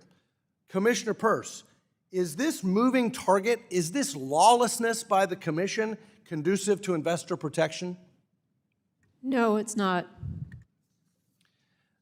Chair Gensler, I think we need not only Fit 21, but we need an SEC that actually establishes rules so that everybody knows what they are and enforces those rules instead of making everything a moving target and refusing to respond to requests from investors and providers of crypto assets what those rules are. But I want to move to another question really quickly. Over and over again, your administrative actions have been invalidated by the courts. And we've seen it in the proxy advisory rule, the private funds disclosure rule, the debt box example, the stock buyback rule, Grayscale, Ripple. Over and over and over and over again, your administrative actions have been struck down in federal court. Commissioner Peirce, what does this say about the legitimacy and reputation of the SEC when the agency is constantly losing in federal court? Well, it certainly says we need to be a little more careful when we go out with proposals and when we take actions to make sure that we're acting within the constraints that Congress gave us. And these are things that, in many of these instances, private fund rule, advisor rule, for example, we knew ahead of time that there were legal questions about whether we had the authority to do what we did, but we moved forward, and this is not good for our institutional integrity. Well, it's in administrative law files, violation of the APA, arbitrary and capricious actions, but let's go to the basics. The basics is statutory authority. And now we have West Virginia versus EPA and Loper Bright overturning Chevron. In light of those decisions, Commissioner, can you identify any specific statutory authority, Commissioner Peirce, can you identify any specific statutory authority where Congress has granted the SEC authority to promulgate regulations that compel companies to disclose general and immaterial information about environmental or social issues? As I pointed out in connection with the climate rule, I'm very concerned about moving beyond materiality. I think that we are on shaky legal ground when we move away from financial materiality, which is the touchstone of our disclosure. Well, is there any statutory authority at all, specific statutory authority? There are instances where Congress has told us specifically conflict minerals, for example, where we want you to go and do something regardless of the materiality. Well, let me ask you this. Our colleagues, my colleagues on the other side of the aisle, Mr. Kasten and Mr. Vargas, introduced the Climate Risk Disclosure Act in the 116th Congress, and then the House passed a version of that in the 117th Congress, Representative Vargas's Corporate Governance Improvement Investor Protection Act. Those pieces of legislation, to their credit, to my colleagues' credit, attempted to confer specific statutory authority to the Commission to do what you did in the Climate Disclosure Rule. But guess what? The Senate didn't pass those laws. The fact that this body has proposed statutory authority but specifically declined to enact it into law, what does that say about the SEC's authority to promulgate the Climate Disclosure Rule? Again, our baseline is materiality. If Congress wants us to do something in immaterial disclosures, then they can tell us to do that. Point is, we haven't done it. You don't have the authority to do it. I yield back. The gentleman yields back. The gentlewoman from Ohio, Mrs. Beatty, is now recognized for 5 minutes. Thank you, Mr. Chairman and Ranking Member. To our witnesses, let me start with you, Chair Gensler. I've got a couple questions I'm going to try to get through. The first one is on proxy advisory firms. As you know, these firms are contracted by investors to provide them with independent advice and analysis on proxy votes, which is where the shareholders are presented with an opportunity to vote on a whole host, a range of matters requiring the company's policy. Proxy advisory firms also help level the playing field for those smaller investors who may not have the money, the resources to conduct such research on their own. Can you tell me how the SEC's regulations on proxy advisory firms ensure that these firms are acting in the best interest of the shareholders? It's a little bit complicated because the prior commission in 2020 had proposed and adopted a rule on proxy advisors that then has recently gotten, I guess the word would be vacated, but I have to get the right word. Commissioner Peirce, do I have that right word? I'll defer to you as the lawyer on this one. All right. If it's this complicated for you all, then So just no, think I'm about just saying the because the rule that the commission adopted in 2020 just recently in a court, in the DC Circuit Court, was not upheld. Okay. It was a prior commission's rule, and so I don't think that we have the direct authorities that we once had or thought we had. Okay, I'll look at what they did, and then we'll come back because we need to visit that, because now if you don't think you have the authority, I don't know what's going on with these smaller investors. Okay, but let me switch to human capital management disclosures. Mr. Chairman, human capital disclosures include employee salary, as you know, information, training and development initiatives, as well as talent attraction and retention metrics, just to name a few. Investing in these areas can have a significant impact on company performance. Additionally, by investing in training and skills, team skills, company objectives have met 90% more often their goals. Since 1998, I believe firms in the European Union have been required to report human capital investments in relationships to all those things, the salaries, the bonuses, and other benefits. By comparison, the United States, only 15% of S&P 500 firms report this information because it's not required. Do companies that disclose this information see any tangible benefit in terms of their shareholders' values and returns, in your opinion? I think that it's important information, but it ultimately is not what I think. It's whether investors find it material. Back to Representative Barr was asking earlier, we have a disclosure system that's about investors and what do they find material to their decision-making, or significant, as the Supreme Court calls it. And that's what's important. In 2020, the Commission actually adopted new updated disclosure rules around human capital, and we've seen some of the experience in the last 3 years of what companies are disclosing. We have heard from investors that many investors that want more specific information than companies are currently disclosing. So that sounds to me like, in my opinion, that it was of some benefit. Let me go to another disclosure in my last seconds on diversity and inclusion. We heard our ranking member open with the value and importance of that. Across a range of studies, research shows that diverse boards lead to improved financial results. For example, companies with the highest level percentage of women board directors outperform those with the least by 53% when it comes to return on equity. Could you talk more about the importance of D&I disclosures, including the benefits of such disclosures can have on companies' overall performance? And what are you all doing to increase the disclosures with D&I? I can say this, I find that just at the SEC, it's very beneficial to have a draw from the diverse population across the U.S., and I think it's benefited our agency to have senior leadership from all parts of the American public. In terms of... Gentlelady's time has expired. Thank you. If you want to send something to us in writing about that, I'd appreciate it. The gentleman from Texas, Mr. Williams, is recognized for 5 minutes. Thank you, Mr. Chairman. I want to say thanks to all of you again for coming today. It's important to have you here like this in this forum. Chairman Gensler, the SEC has been issuing rules and regulations at an alarming rate, and the scope of the SEC's regulatory flexibility agenda has been extensive. This has raised concerns across the financial service industry, particularly due to overlapping implementation dates, rule requirements, and compliance periods, which has created uncertainty about how these regulations will intersect and impact one another. So for small businesses, and I chair the Small Business Committee, and I am a small business, there are growing compliance burdens can be especially overwhelming, often stretching their already limited resource and capacity. So, Mr. Chairman, have you consulted with the National Economic Council or the Treasury Department regarding the effects of these numerous new regulatory requirements on millions of investors and retirement savers?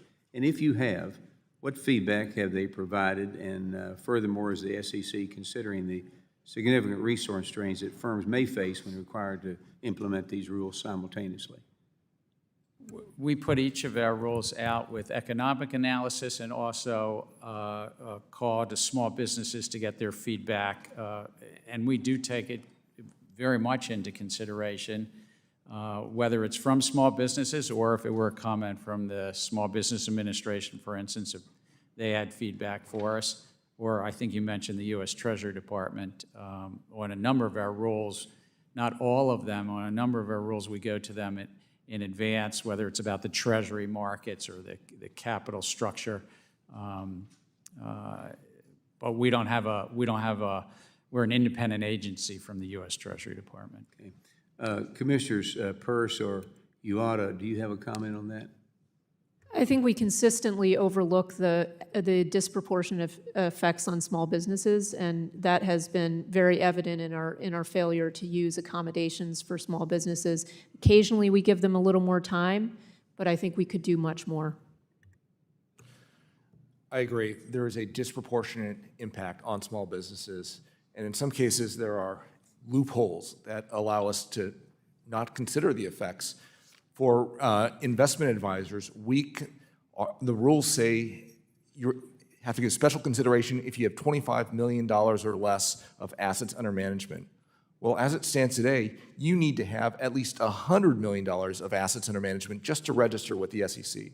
So we conveniently take the position that we don't need to analyze the effects on smaller investment advisors because we don't have them registered with the SEC under this $100 million threshold.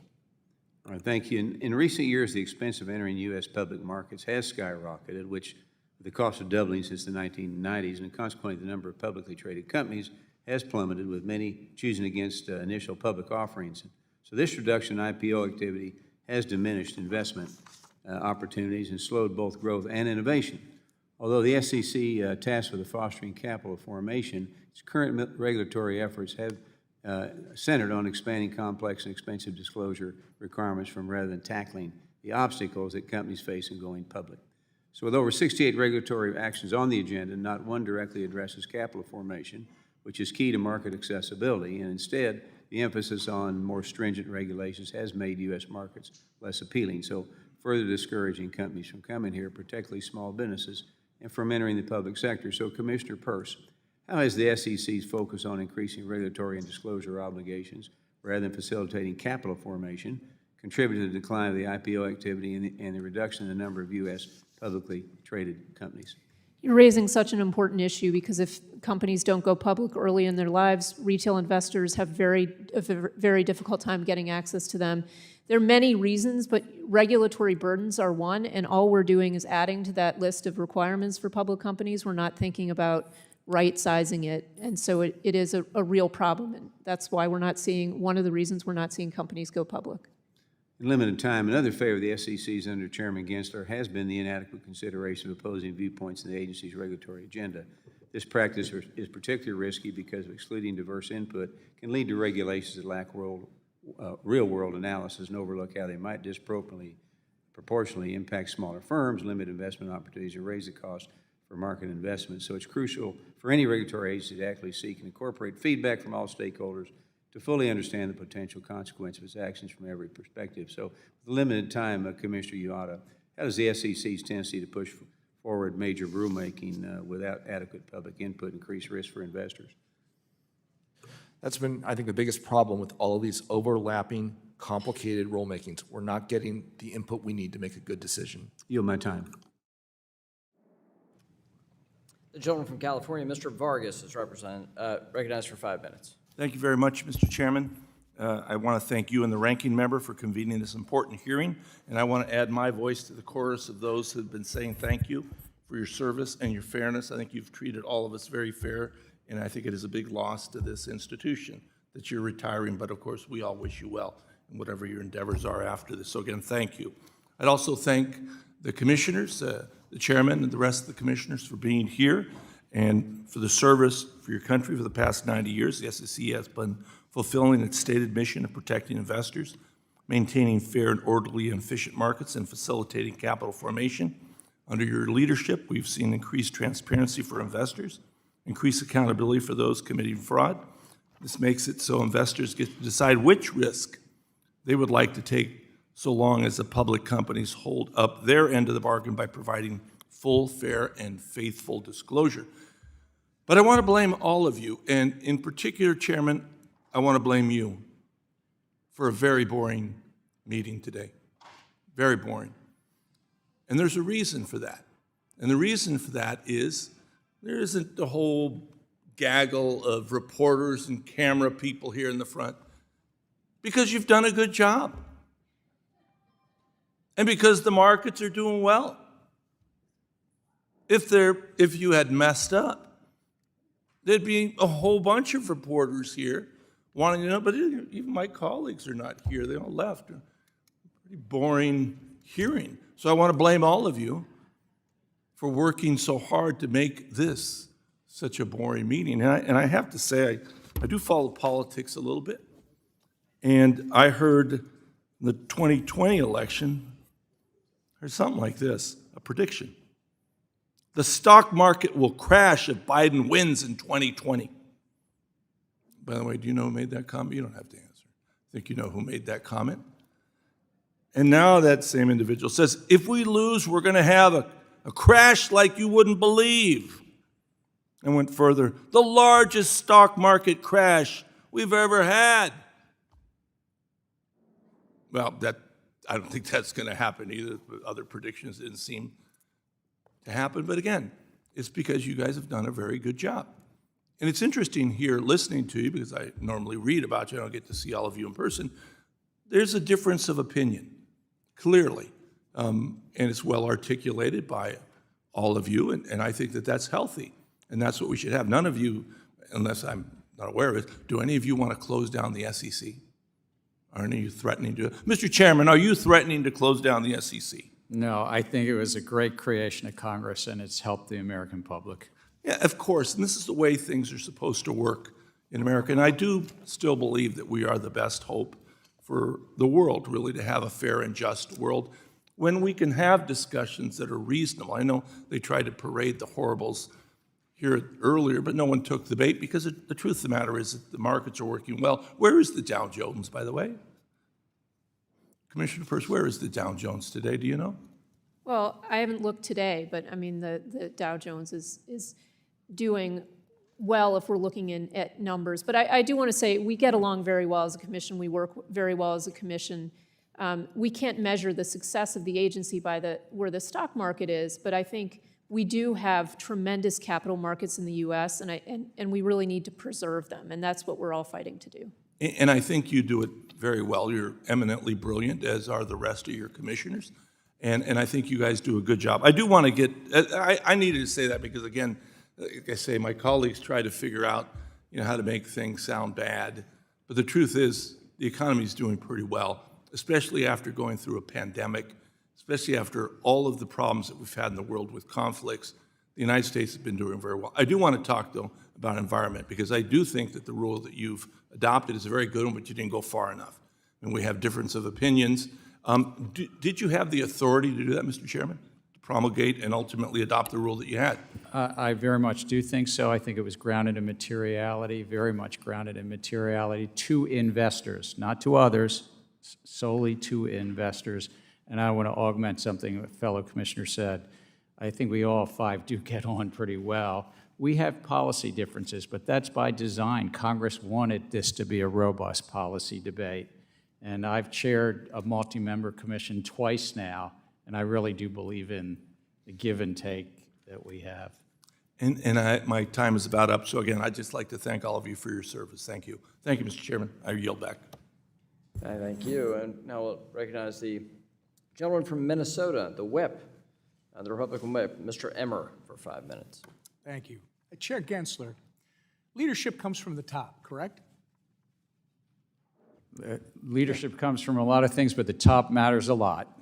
It's yes. The answer is yes, sir. But under your leadership at the SEC, it appears that you expect political allegiance, not just from the political appointees, but also from the civil servants you hired. Isn't that correct? It's not correct, sir. Well, sir, that's yet another deliberate distortion of the truth. The House has obtained emails between you and your now Director of Training and Markets. He interviewed with you and then sent you a follow-up email reassuring you, sir, that he aligned with your political views. So, that to me seems like you expect political allegiance from the people that you hire as civil servants at the SEC. The way you hire and the culture you require encourages your staff to have loyalty to you, above the law and above the mission of the SEC. Which brings us to the debt box case in Utah, where your attorneys, who no doubt heard your anti-crypto rhetoric, which is not based in law, went out and deliberately lied to a court in order to effectuate the commands from their chair to prosecute crypto companies. Chair Gensler, do you know of any other time in history where the SEC has been sanctioned by a court for material misrepresentation? First, if I might say, when we hire folks, we hire No, them reclaiming based my on- time, sir. The answer to that question is no, it has never happened. But let me ask you another one. Does the fact that we're talking about this today even slightly embarrass you? Look, the matters in that case were not well handled, and Reclaiming my we've said time that again. to the court. Reclaiming my time again. The debt box case should absolutely be embarrassing to you, sir. And just to be clear, the SEC had to pay with taxpayer dollars nearly $2 million in legal fees for this material misrepresentation, for this lie.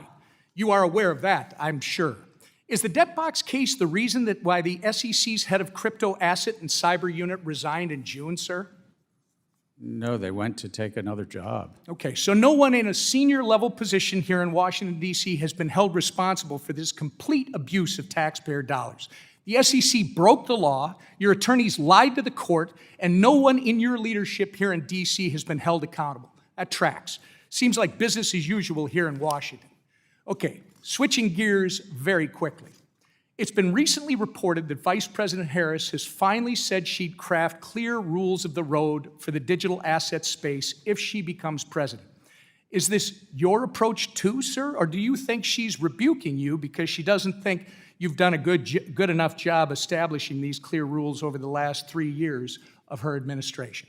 I think that there's laws in place. If Congress wishes to change them, they'll change them, but we are enforcing the laws, and there are many Reclaiming people my in this time. field So you don't that are think not she's following rebuking the you? laws. Reclaiming my time. Well, it's very interesting that you view your performance that way, because we have a litany of court cases, extraordinary confusion in the marketplace, and millions of Americans pining for clarity from you.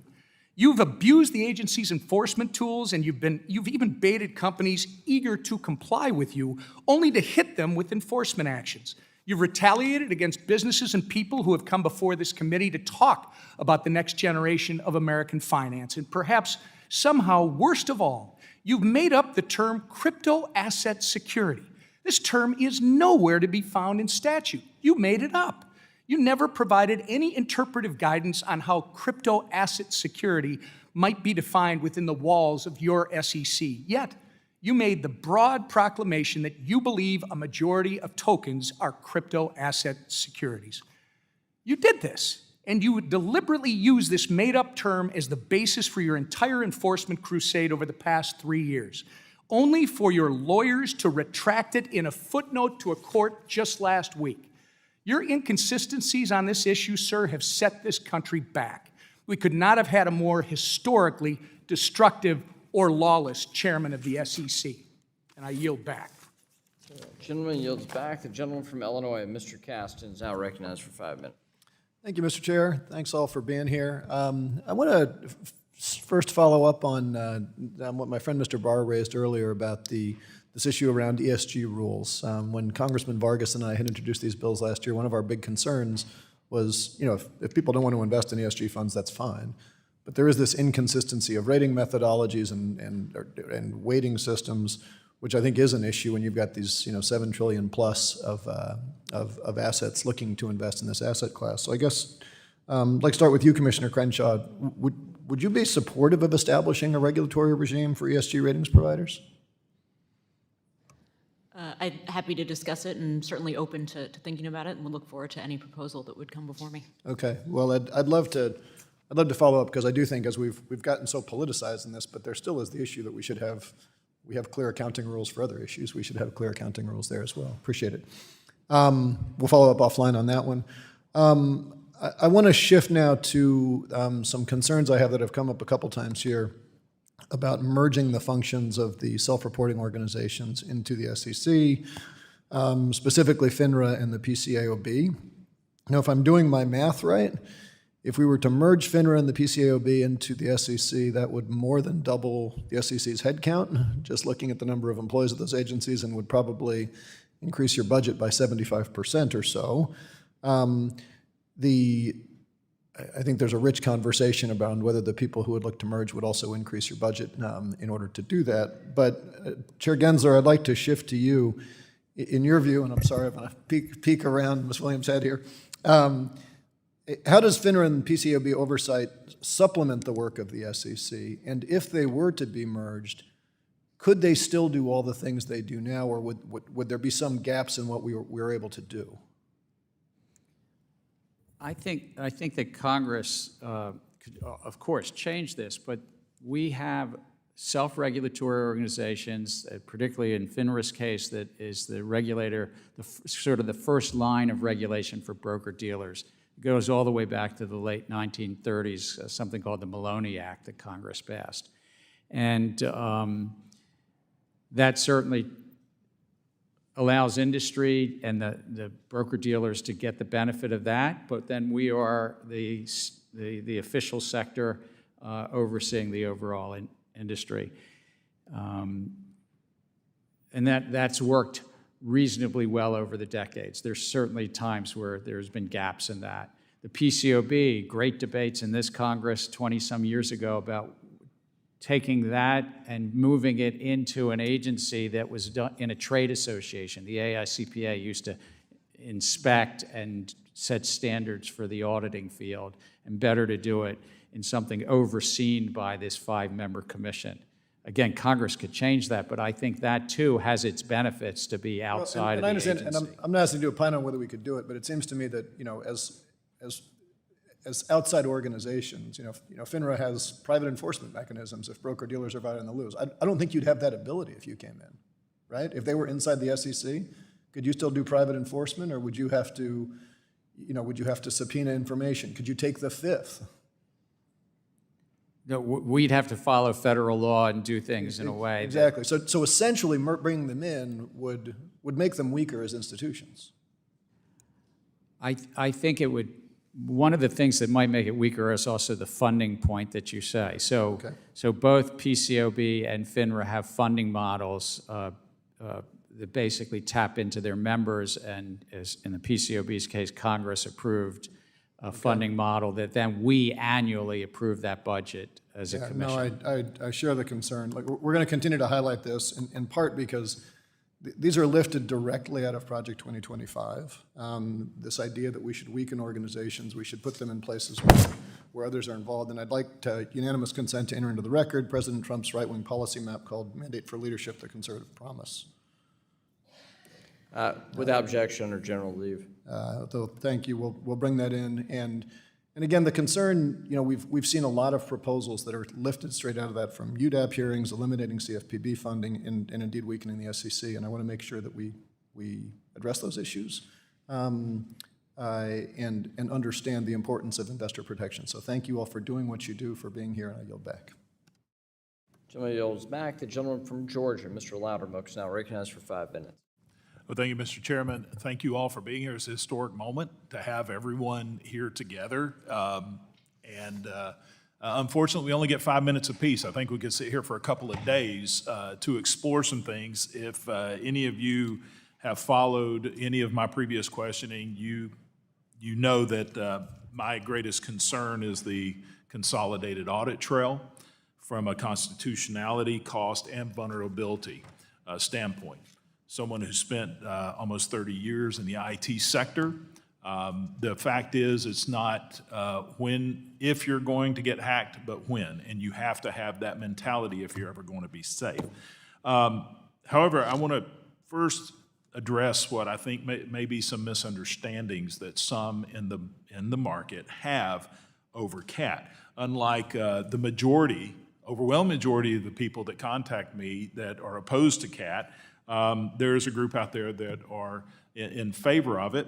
And I would like to, Commissioner Yeda, maybe start with you if you just answer really yes and no to get my understanding and maybe clarify some misconceptions that others have out there. And so first question is, does the Commission ever plan to make the Consolidated Audit Trail Transaction Database available to the public? There is no current plan to make it available to the public. Do you conceive that it ever would be made public? It could be. That'd be up to a future commission. Okay. What about the Customer Account Information System database containing the sensitive PII? Will that ever be made public? Not presently. Okay. The answer concerns me greatly, that it isn't an absolute no, as you can understand. Yes or no, will the public be able to obtain CAT PII via Freedom of Information Act request? There are a number of exemptions that might be applicable, but that is not fully resolved or clear. So you're saying it's possible that through FOIA, you could get personal identifiable information on somebody who buys a single stock? There's a trade secret exemption, but again, I don't know. I'm not a FOIA expert, so Okay. I don't know and can't give you the absolute assurance that you may be looking for, that it cannot be accessed by someone filing a FOIA request. Oh, my concerns of CAT are growing. Would removing PII in the CAT affect whether a CAT reporting firm is required to indicate that it is using the reg show market maker exception under SEC Rule 13F-2? I don't think it would have any effect. Okay. So in other words, removing PII from CAT collection wouldn't seriously impede short sale data collection? That's correct. Okay, thank you. I'll move on to some other little more open-ended questions in the time I have. Commissioner Pierce, the Consolidated Audit Trail is set to become the largest repository of retail investor information ever recreated. It will be a prime target for cyber criminals, and once breached, will yield the personal financial information and identity of every American who even has a share of stock. Knowing that a breach of the CAT is a matter of when, not if, we still refuse to amend the CAT to remove retail investor PII. So in 2019, you stated that the information collected by the CAT will be so vast that it will be hard to protect from cyber criminals and state-sponsored hackers. Commissioner Pierce, have your concerns about the CAT changed at all? They've only grown because we have a data security amendment we proposed, but we haven't finalized, so I have even greater concerns than I had back then. Well, thank you. We share those concerns. Could the commission identify and stop market manipulation without CAT? We did it for many years without CAT, so yes. Okay. Do the beliefs of storing investor PII in a centralized system, even if encrypted, outweigh the risks? Absolutely. All right, thank you. Chairman Gensler, I want to ask you specifically about the personal identifiable information being collected under CAT. Do you share Commissioner Pierce's concern about the CAT's cyber vulnerabilities? I share the views, but I also want to say the answers to your first three questions were no, no, and no. We can't release that information under FOIA. Okay. There's earlier questions. Well, thank you for that. It doesn't relieve my concerns over CAT, but the fact that it may be considered being made public at some point. No. Because, and this is my concern, then you just open the door for the Chinese to log in. I see my time has expired, and thank you. I yield back. The gentlewoman from Texas, Ms. Garcia, is recognized for 5 minutes. Thank you, Mr. Chairman, and thank you to all the commissioners for being here. And Mr. Chair, it's good to see you again. And first, I want to thank you personally for all the ongoing dialogue that we've had with your office regarding language access and financial literacy. You know firsthand how fraudsters and bad actors target vulnerable communities, and that's what I'm going to talk about this morning. One way to combat fraud is to educate every American about how to safeguard their money and how to invest.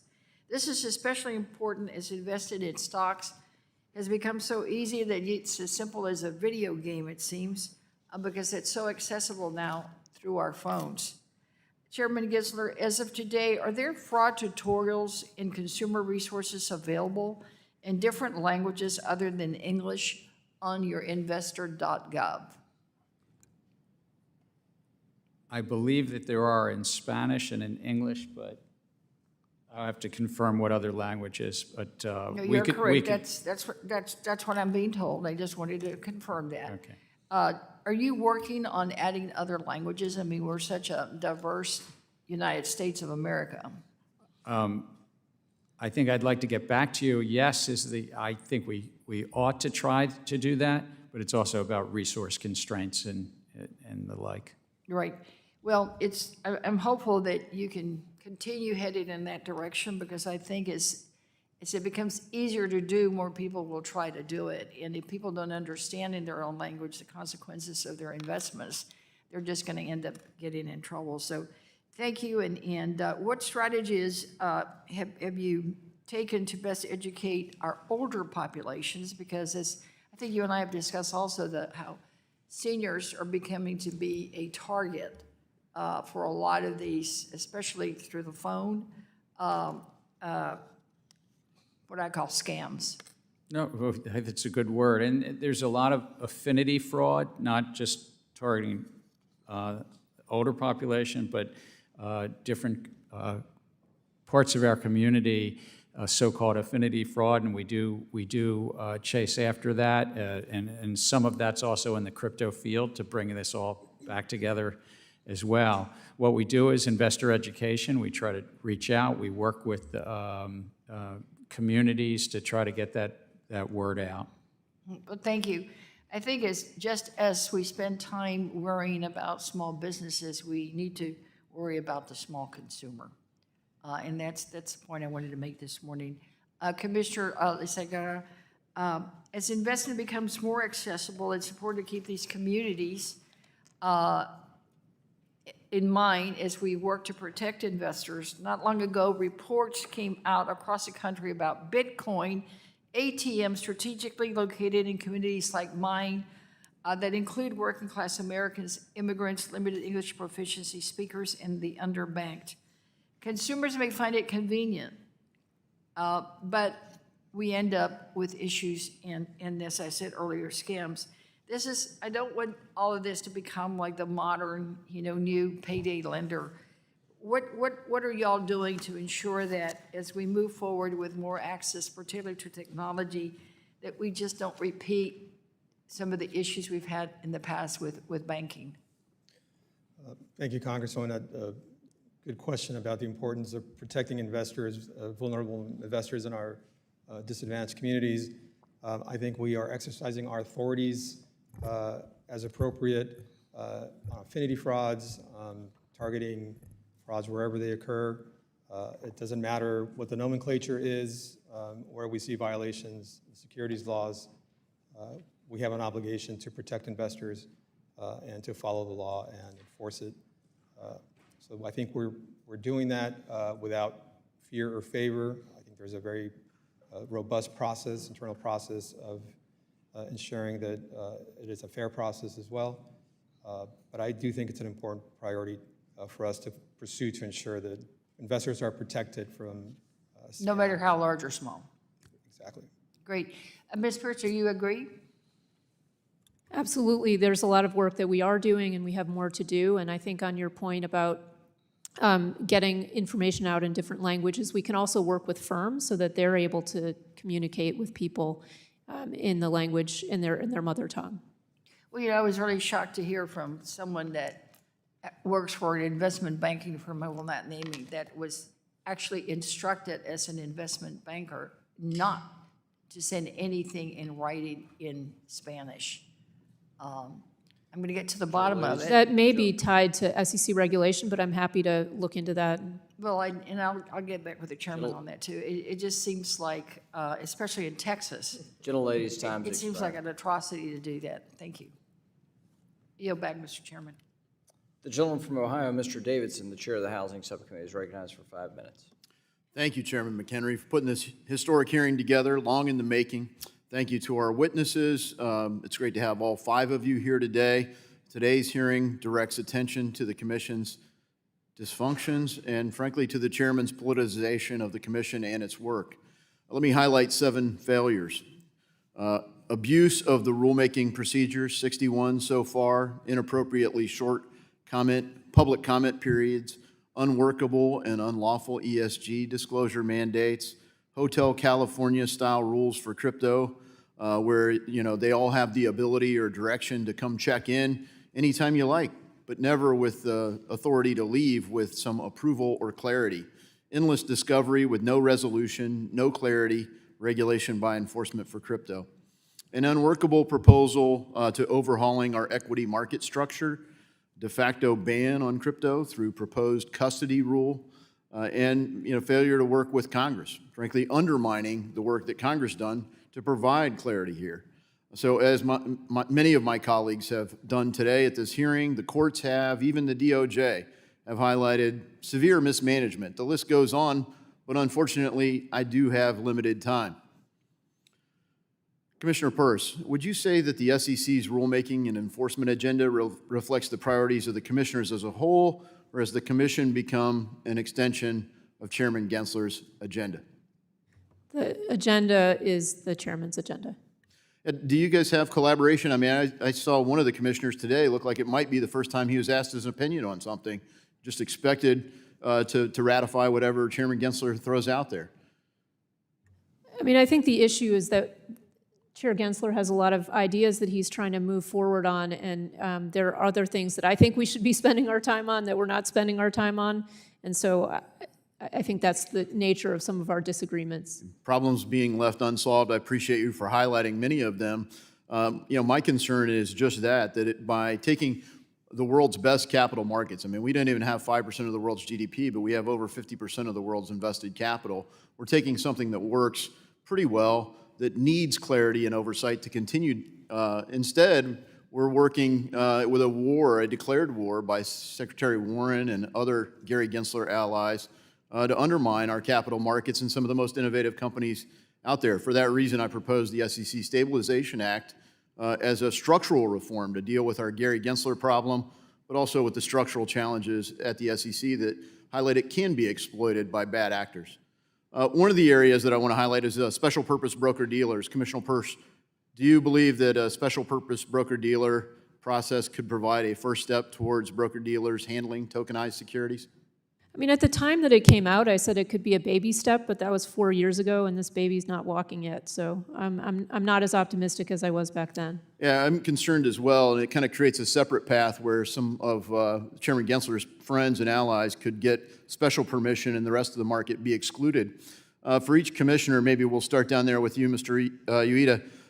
Have you or any member of your staff been instructed by the SEC staff to direct or otherwise ask FINRA to avoid approving broker-dealer applications with crypto assets? No, I have not. Commissioner Peirce?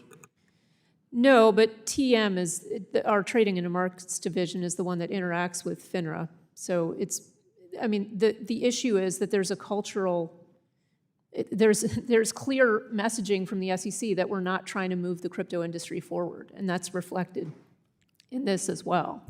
Thank you. Commissioner? No. No, and I think I might disagree a little bit with the clear messaging point from Commissioner Peirce on the clear direction.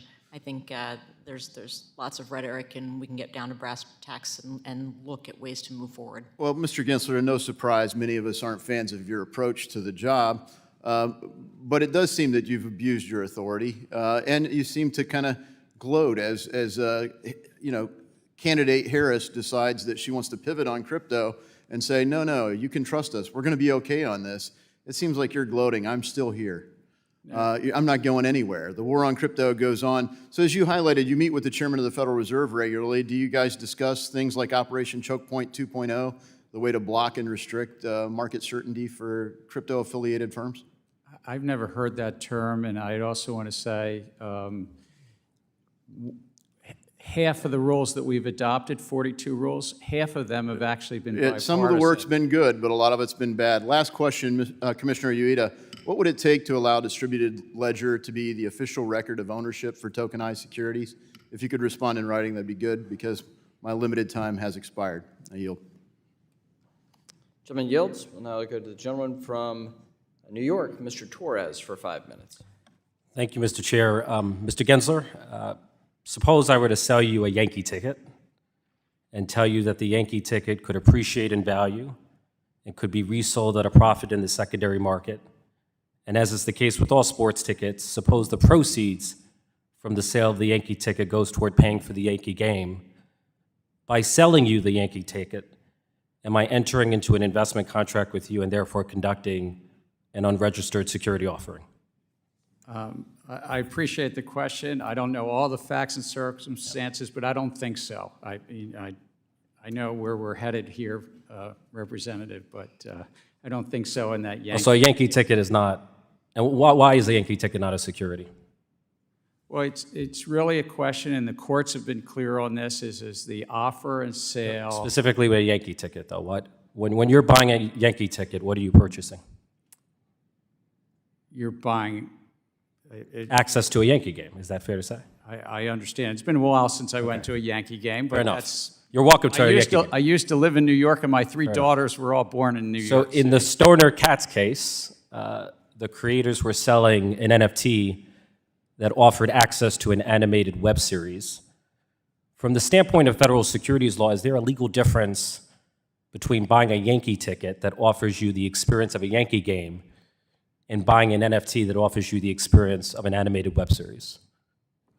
Again, I don't want to comment on any one specific. Well, it was a settlement, it's a fait accompli. but- It's not an ongoing but litigation. You can comment on it. But it's about how is something offered and sold, and is it offered and sold as an investment contract?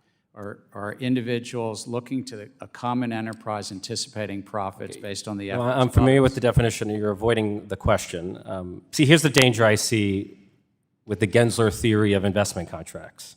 It's Right, actually the Supreme Court's theory of investment. Well, your idiosyncratic interpretation of the Supreme Court's theory.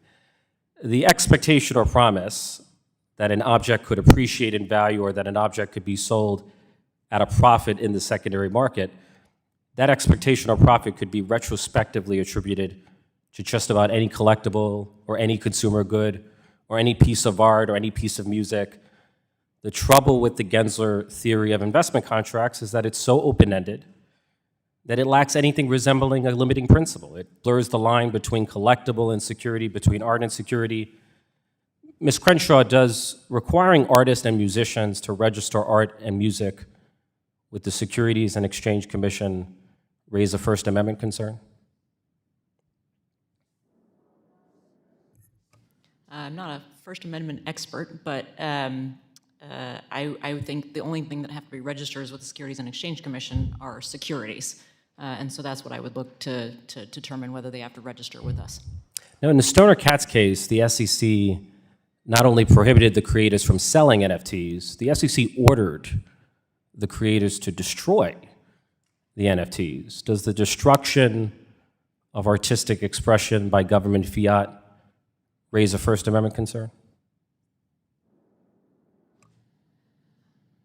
Again, You're not a First Amendment expert? I'm not a First Amendment expert. Do you need to be? Do you think artistic expression is protected under the First Amendment? Do you need to be a First Amendment expert to answer that question? I think the ins and outs of First Amendment law are actually very nuanced, so I would not want to opine. Do you on think the SEC has an obligation under the First Amendment to take care not to have a chilling effect on artistic expression on the blockchain? I think we can work together to advance the interests of the industry, and I think our markets are the highlight of the world because of the laws that have been in place for 90 years. You're not answering my question. In a September 12th court filing, the SEC had to apologize for using a term it invented out of thin air, digital asset security. The fictional term digital asset security perpetuates the false narrative that digital assets in themselves are securities. In the Howey case, as you know, Mr. Gensler, the Supreme Court never held that orange groves in themselves were securities. The Supreme Court held that orange groves can be part of investment contracts, which are securities. The same logic applies to digital assets. In my view, using the term digital asset securities is as intellectually dishonest as using the term orange grove securities. Mr. Gensler, would you ever use the term orange grove securities? I don't believe I have. Or would, right? Because it gives the impression that orange groves in themselves are securities, and that would be misleading. I see my time has expired. Gentleman from Tennessee, Mr. Rose, is recognized for 5 minutes. Thank you, Chairman McHenry, and thank you, Ranking Member Waters, for holding this hearing, and thank you to our witnesses. It's a pleasure and rare honor to have you all here together. Chair Gensler, earlier this year, the Securities and Exchange Commission suspended the Consolidated Audit Trail, or CAT fee, filings to allow for public comment and to evaluate compliance with Exchange Act requirements. To circumvent this suspension, the exchanges withdrew those filings and submitted identical filings in August.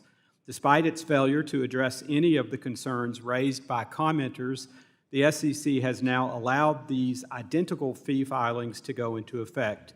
Chair Gensler, can you identify any changes made in the August fee filings that addressed concerns raised by commenters or improved compliance with the Exchange Act requirements? I could have staff get back to you, but if I recall, there were changes in those filings.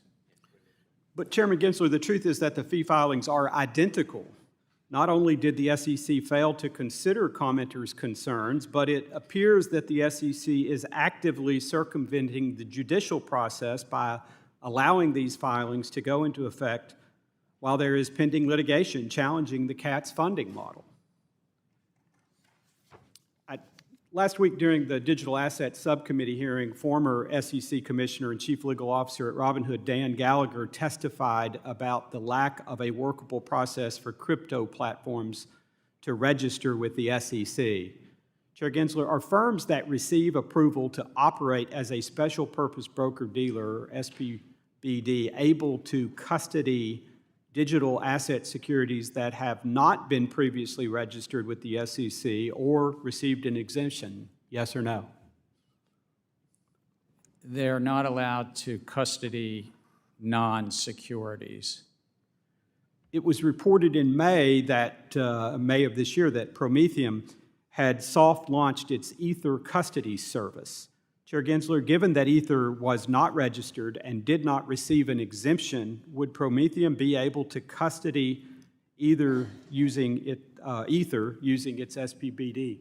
I want to be careful here because I don't want to comment on one specific registrant, but under the special purpose broker-dealer regime that was adopted 4 years ago, to get the benefits of that, the firms are not to custody non-securities. Okay. Well, thank you for the clarity. Commissioner Peirce, this situation highlights one of my concerns about how the SEC is approaching digital asset regulation. Among members of this committee, we are debating whether the current rules are sufficient, while at the same time, the SEC is trying to modify existing rules, albeit not effectively, in my opinion, to seemingly provide some clarity to market participants. Can you describe your concerns with how the SEC has comprehensively approached digital asset regulation? I mean, I think the first problem is that we've used enforcement as our leading foot instead of using regulation.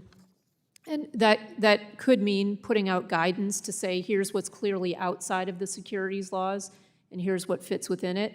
It could be initiating a rulemaking process. It could be working with the Commodity Futures Trading Commission to figure out where jurisdictional lines lie. So there's a lot that we can do, but enforcement is not the way that we should. I mean, of course, when there's fraud, that's one thing, but we're talking registration violations of entities that have tried to come in and register.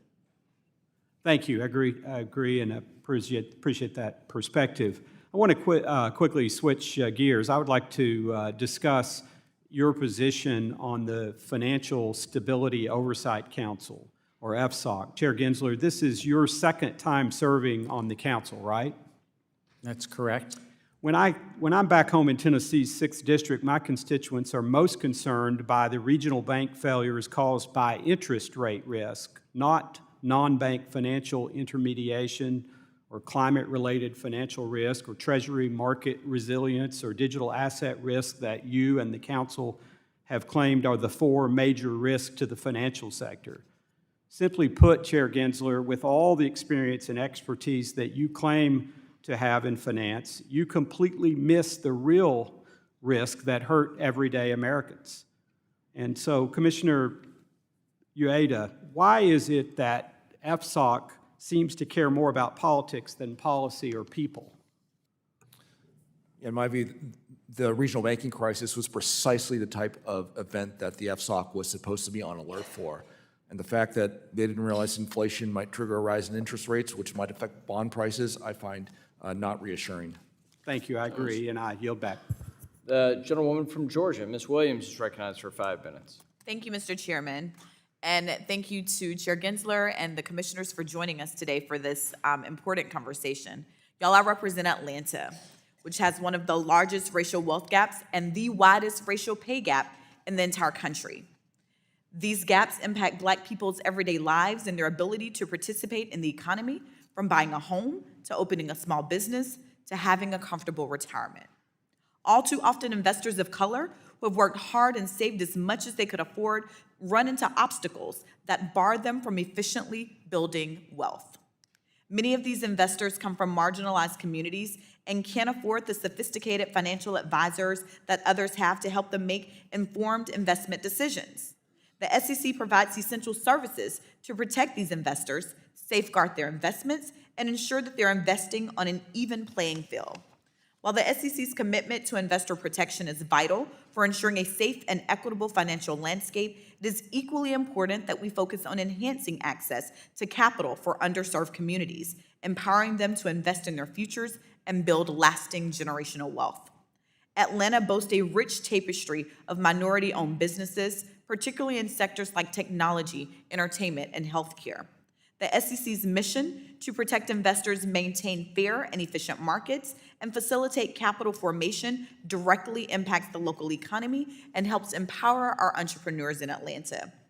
And as the city of Atlanta continues to work towards closing the racial wealth gap, the SEC's actions are vital for fostering a sustainable and inclusive economy in the region.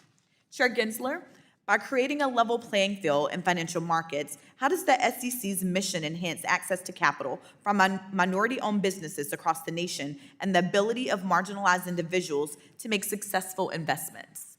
Well, it's important that all parts of our great nation have access to capital. So to the extent that we can lower the cost of capital formation and investors on both sides, that helps those small businesses in your district. Thank you. Addressing the systemic barriers that have historically limited access to investment opportunities is critical for fostering economic equity and empowering minority communities. Promoting equitable access not only benefits individual investors, but also strengthens our economy by fostering a more diverse and inclusive financial landscape. Chair Gensler, another question. How does the SEC consider the impact of its rulemaking on marginalized communities when carrying out its mission? We put each of our rulemakings out to comment, and we include a section on how it affects individual investors on the one side, but also small business formation. And then we receive comment back from folks in that regard. So in the pursuit of a more equitable financial system, it is essential for regulatory bodies like the SEC to consider values of diversity, equity, and inclusion within their frameworks. Understanding the impact of these efforts is crucial as they can play a significant role in addressing the long-standing racial wealth gap and fostering economic empowerment for all. Chair Gensler, how does the SEC prioritize these values within its regulatory frameworks, and in what ways do you believe these efforts will impact the long-standing racial wealth gap, particularly in terms of fostering equitable access to financial resources? In our own, I speak just about our agency itself. In our own agency, the 5,000 people, we reach out and try to recruit and hire and promote people from all backgrounds and racial, gender, sexual orientation, and we find that that really helps our agency. That's been the case. In terms of access to capital, we do, as I said earlier, just try to make sure that our markets promote access for all parts of our great communities.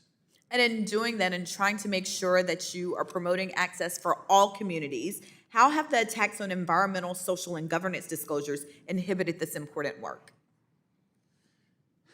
Again, a number of these things are in court, so I'm being careful, but I mean, we really do have a disclosure regime in place where investors get to decide on their investments. We're not a climate regulator, we're not an environmental regulator, and we're not a human capital regulator. We're a securities regulator. But it's really important that investors get the disclosures they need to make their investment decisions. So as these things continue to play out in courts and I continue to do my job in Congress representing the good people of Georgia's fighting fifth, I'm sure we'll continue to have these conversations. Thank you, Mr. Chairman, and I yield back. Gentlelady yields back. The gentleman from South Carolina, Mr. Norman, is now recognized for 5 minutes. Thank each one of you for taking the time to appear today. Mr. Ueda and Ms. Pierce, would y'all like to respond to the good lady from Georgia and the comments from Mr. Gensler on capital formation for underserved markets and I guess in underserved areas of the country? I think it is a very significant problem. In fact, our Office of Small Business Capital Formation just issued a report. 78% of all small business owners said they have problems finding capital. We need to make sure that we've got capital formation on our agenda, and we're thinking about how to provide that capital to those new entrepreneurs and innovators. By saying a shortage of capital, what's causing that and how are you going to fix it? We have a very complicated system for raising capital, both on the equity and debt side.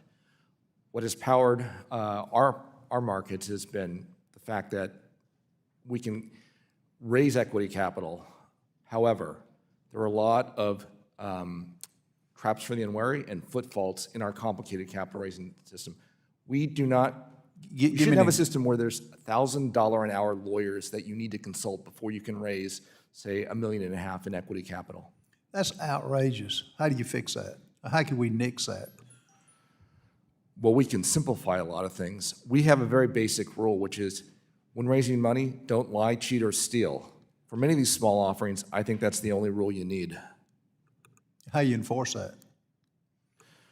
We have an enforcement division, and we routinely take enforcement actions against those who misappropriate funds in a securities offering, or who lie about their financial status, or who have false and misleading projections. But how do you curb back the $1,000 per hour lawyers to cut that out? That's not making a loan. That's not making capital available. Now, I guess they've got the expertise, but that's one good example of a cure that needs to be found. Yeah, it's simplifying our rule book to make it very easy for a knowledgeable, well-intended entrepreneur to be able to follow the rule without having to hire the $1,000 an hour lawyer. Ms. Pierce, do you have any comment? Yeah, I mean, I think there are a couple concrete proposals in addition to the simplification. We could work on finders regulations. We could work on a micro offering exemption, which would be just a pared back. You can raise $500,000 with no strings attached, except for don't lie, cheat, or steal. And we could work on expanding the accredited investor definition so that it doesn't turn only on how wealthy you are, which I think has been a real problem for people who don't have a lot of rich friends. They can't find someone to invest, and so there are other ways we could expand the accredited investor definition. You may want to follow that, don't lie, cheat, or steal for Congress too, which is kind of a tall order. Mr. Gensler, I was just looking over some of the statistics. The first 30 months of your tenure, you proposed 52 new rules. By contrast, Chairs Clayton and White proposed 35 and 28 new rules over the same period. Less than a fifth of the proposals are tied to any statute or any type mandate. Can you address this? I can get specific, more specific if you need me to. No, that's good. I mean, we've adopted 42 rules. I think Chair Clayton did about 60 or 65 in his 4 years. So, but I'm talking about the 30 months. I'm talking about the 30 months. No, I understand. But I think that it's really important that we have had success updating our rules around corporate governance, that insiders now, if they want to sell their securities, have to wait 3 months and have a plan in place so that they're not trading on inside information. I think it's really important that we updated our rules to, if you sell your securities on a Monday, you get your cash on a Tuesday. You don't have to wait 2 days. I think it's important that we updated our rules, that you get a privacy notice if your broker-dealer or investment advisor gets hacked and your PII is stolen, that for the first time we'll have a federal standard that investors get that information. I'm very proud of the record that what we've accomplished. Chairman McHenry mentioned, letters have been sent from this committee and others, a lot of letters. And particularly on the SEC proposal on the PDAs, the predictive data analytics. We've yet to hear an answer back about how is that protecting the investor? And I've got 4 seconds, but. I think it does because there can be an inherent conflict. You need to put the investor ahead of the investment advisor and not the other way around. Thank you. Yield back. Gentleman from North Carolina, Mr. Nichols, now recognized for 5 minutes. Thank you, Mr. Chairman. Thank you to our witnesses. Chair Gensler, to you, your open hostility towards digital assets is hurting consumers and setting the U.S. behind the rest of the world. It's also hurting the Biden-Harris administration. You've single-handedly undermined the administration on Web3 issues with your war on digital assets. There's a very strong progressive case for digital assets and blockchain technology, a technology that is bringing down costs for my constituents. This year, crypto policy has received strong bipartisan support, with 71 Democrats joining Republicans in support of FIT 21, our digital asset market structure bill. Unfortunately, you haven't received our message. The 52 million Americans who own crypto watch the SEC under your leadership, Chair Gensler, in shock and disbelief that you continue to treat their investments as illegitimate, undermining their efforts to save for retirement and build innovative blockchain technologies that could drive our economy into the future. Now on to Vice President Harris. Just over the weekend, Vice President Harris made big news, announcing a policy reset from the current administration on digital assets, putting her in line with the bipartisan majority in Congress on this issue. I'd also agree with Whip Emmer that when you read between the lines, this is certainly a rebuke of your leadership at the SEC. I'd like to get a yes or no answer from everybody here, starting with Commissioner Crenshaw. Yes or no? Do you agree with Vice President Harris, her statement that the U.S. should encourage innovative technologies like digital assets while protecting investors and consumers? Yes or no? Yes. Yes. Yes. Yes. Yes. Protecting the investors, I agree with that for sure. Promoting innovation, yes, but protecting investors. Yes or no? Yes, protect the investors. That's what we are doing. Chair Gensler, I hope you understand that your misguided approach to regulation by enforcement and open hostility to crypto is hurting our economy and sending American jobs overseas. You've single-handedly set us back years in our support for Web3 technology. I'd like to move on to SAB 121. As you know, the SEC overstepped their authority by issuing SAB 121 while also harming investors in the financial system. Chair Gensler, I have contacted your office repeatedly about SAB 121 and asked to speak with you about this. Your office has totally ignored all of our requests, so I'm very glad you are before Congress today to answer my questions. After watching majorities in both chambers of Congress, including Democrats like Majority Leader Chuck Schumer, vote to overturn SAB 121, do you have any regrets on supporting the SAB? The Office of the Chief Accountant has been issuing staff accounting bulletins. It's 121 because it's the 121st one in 50 years. Public companies were asking questions about how to account for crypto and is it a liability? And what we found is bankruptcy after bankruptcy, and FTX and Terraform and Celsius and Voyager, bankruptcy court after bankruptcy court has said it's a liability of the company. So I think the accounting that the staff bulletin put out helped public companies understand that. Thank you. The Government Accountability, a nonpartisan independent agency, was very clear. You lost. The SEC was wrong to skirt around Congress by issuing SAB 121. You're actually making the digital asset ecosystem less safe. Yes or no, Chair Gensler, will you commit to rescinding SAB 121 today? No, it's good accounting bulletin that's out there, and if somebody comes in and works with the Office of the Chief Accountant in a consultative matter where it is bankruptcy remote, and a number of banks and broker-dealers have done this, where if they're holding the customer funds, and it truly is the customers, it's truly the remote from bankruptcy, reclaiming my time since that it's not a liability. Chair Gensler, yes or no, do you believe that the one purpose of a SAB is to provide all market participants with the same information to level the playing field? Yes or no? There's been 120 of them. It helps the public companies. It's just speaking to public companies on how to account for emerging issues. Instead of recognizing your failure and rescinding the guidance, the OCA has worked with certain banks to remedy the issue behind closed doors. Do you believe this opaque process really levels the playing field for all market participants? Is this process as clear and transparent as possible? I do not believe so. Do you? It's a consultation process that has existed for years where accountants and the public companies can come in and say, we're going to treat this in this circumstance as off-balance sheet.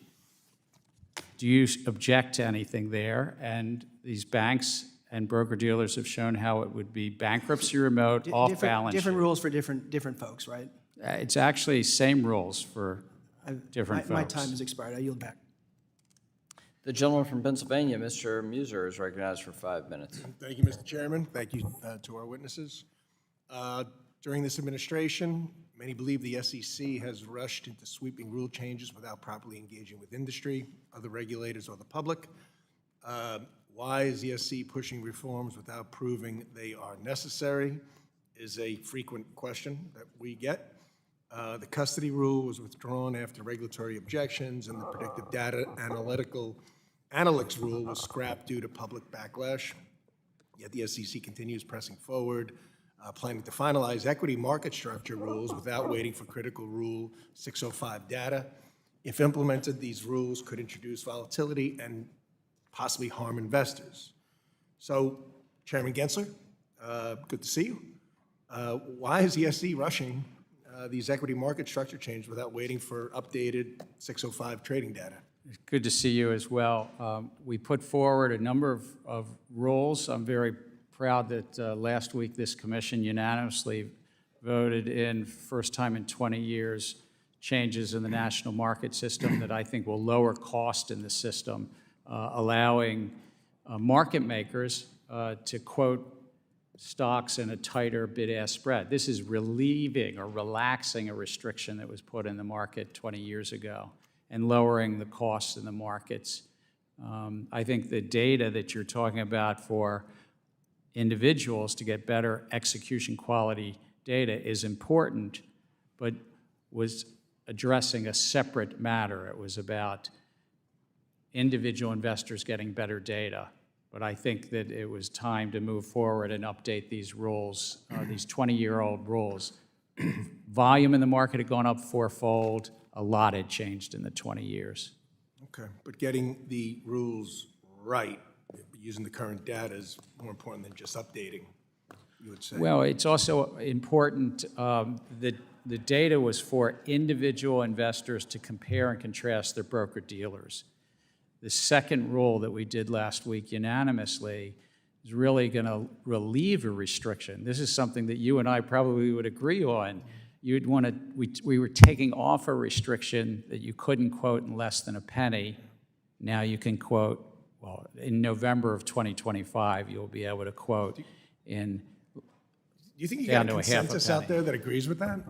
I'm sorry? Do you think you have a consensus out there that agrees with your conclusion and assessment?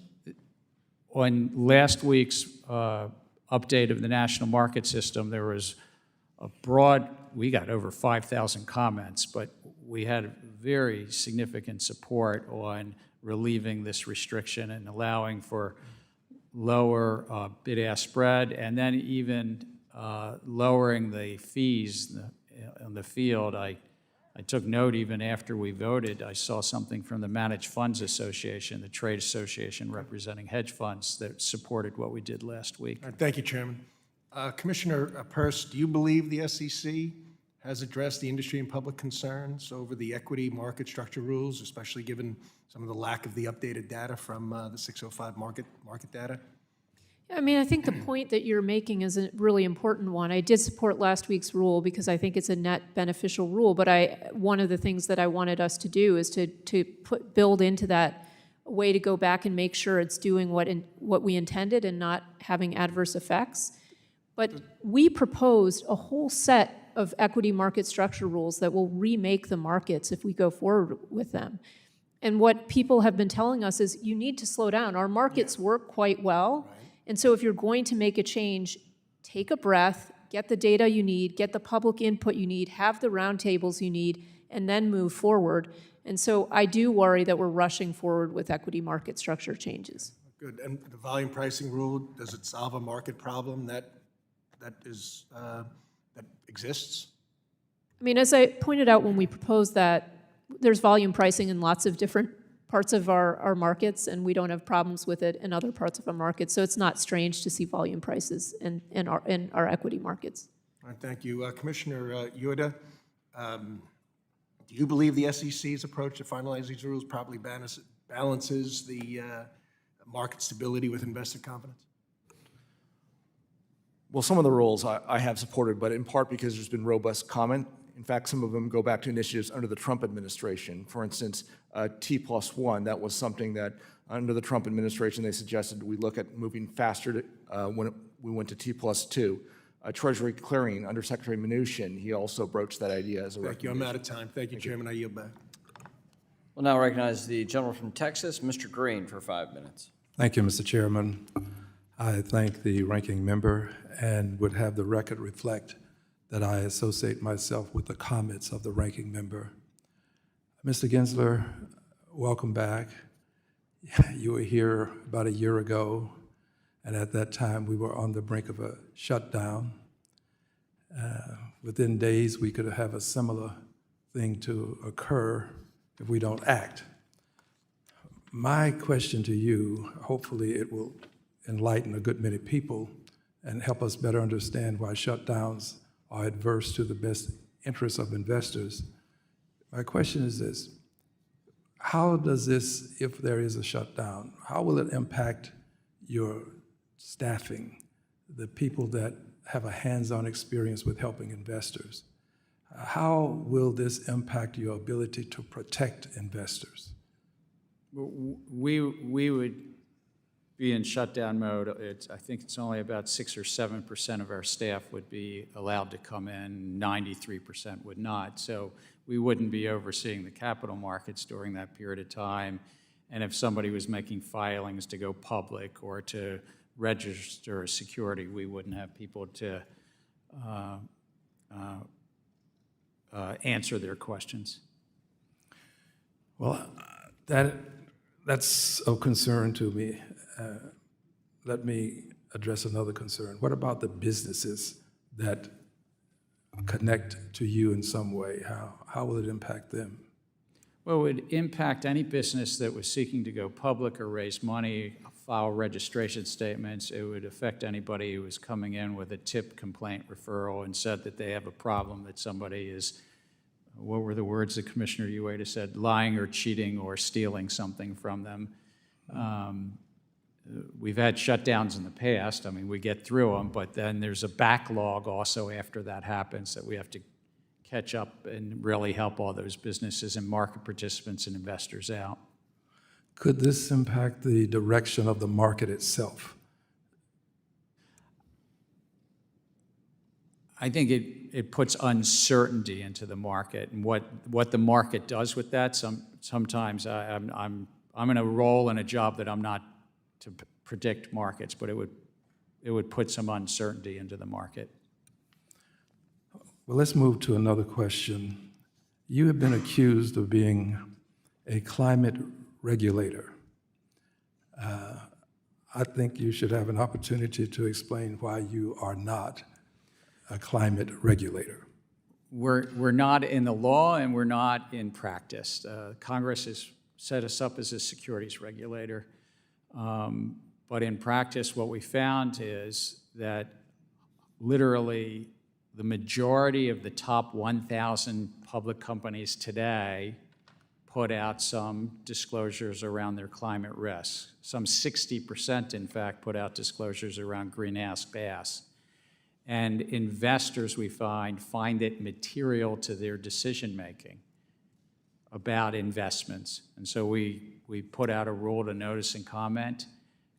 We adopted a rule grounded in materiality because investors are using that information to make decisions, to bring some consistency to that which was already happening. Thank you. And I'll close with a statement. Ms. Williams made reference to this, and I'd like to say just a bit more about it.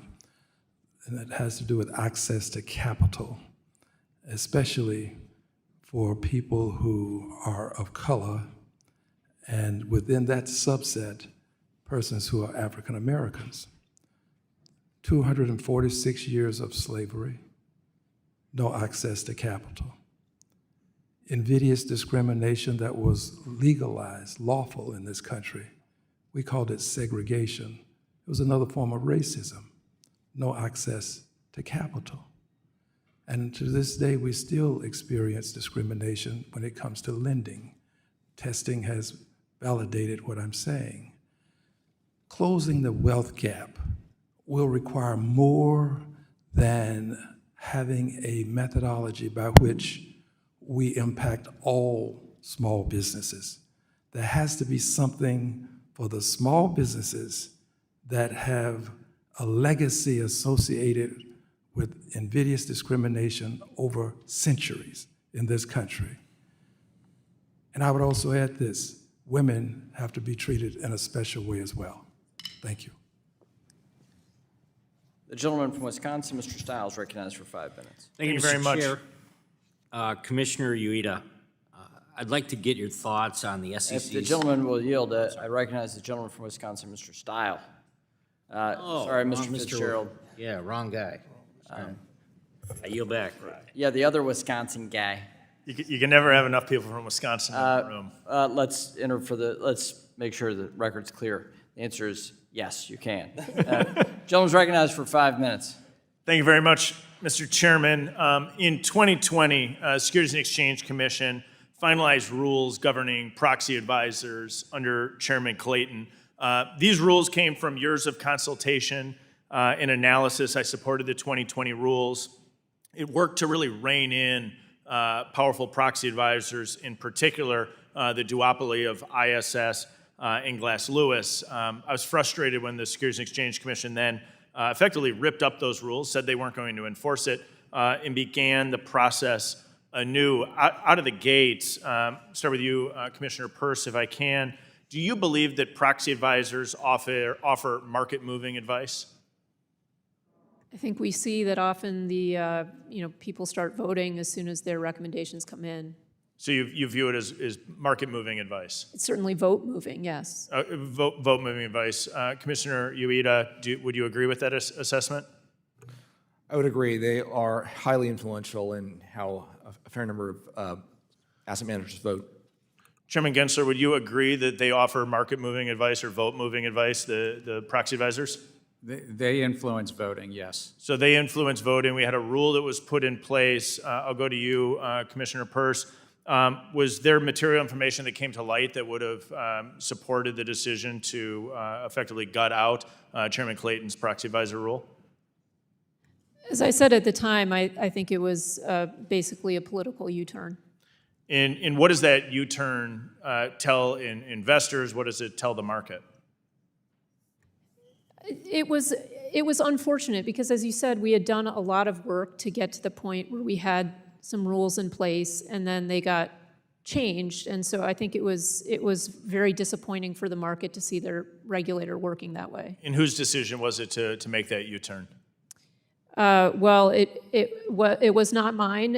It was the majority of the commission that voted for it. So, Chairman or Commissioner Ueda, would you agree with that assessment that the decision was made by the majority? Or was it?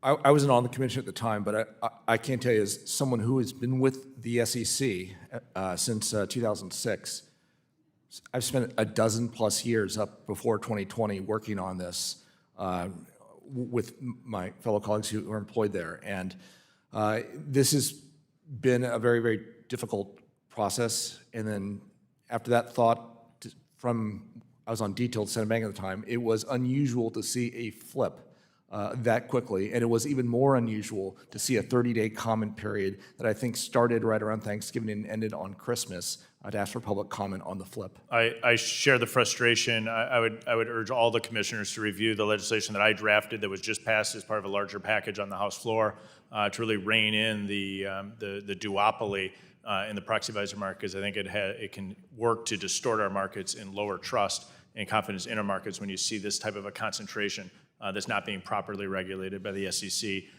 Continue with you if I can, Mr. Ueda. Staff Legal Bulletin 14L really changed the calculus for excluding non-germane or duplicative shareholder proposals. Who's deciding to grant no action letters, and whose judgment are we relying on to evaluate and implement Staff Legal Bulletin 14L? The decision is solely by the SEC staff, which reports up to the chairman. And how would that come before you or other commissioners, or can it, once it's decided at the staff level? From a practical standpoint, it does not.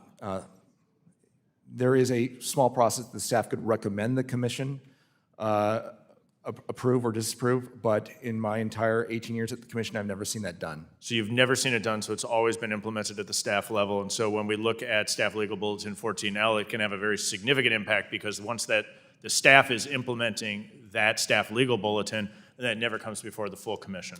That's correct. Okay. One final question here, cognizant of my time, Commissioner Ueda.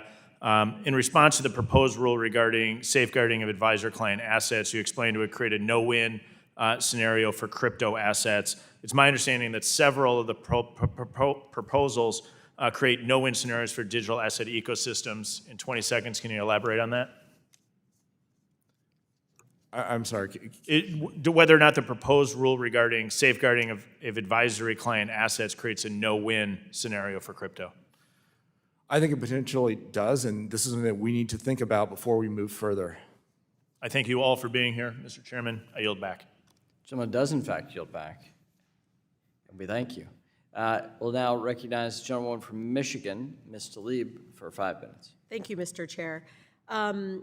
Chair Gensler, I was looking, it was like from 2010 to 2019, companies spent, what, $6.3 trillion on stock buybacks.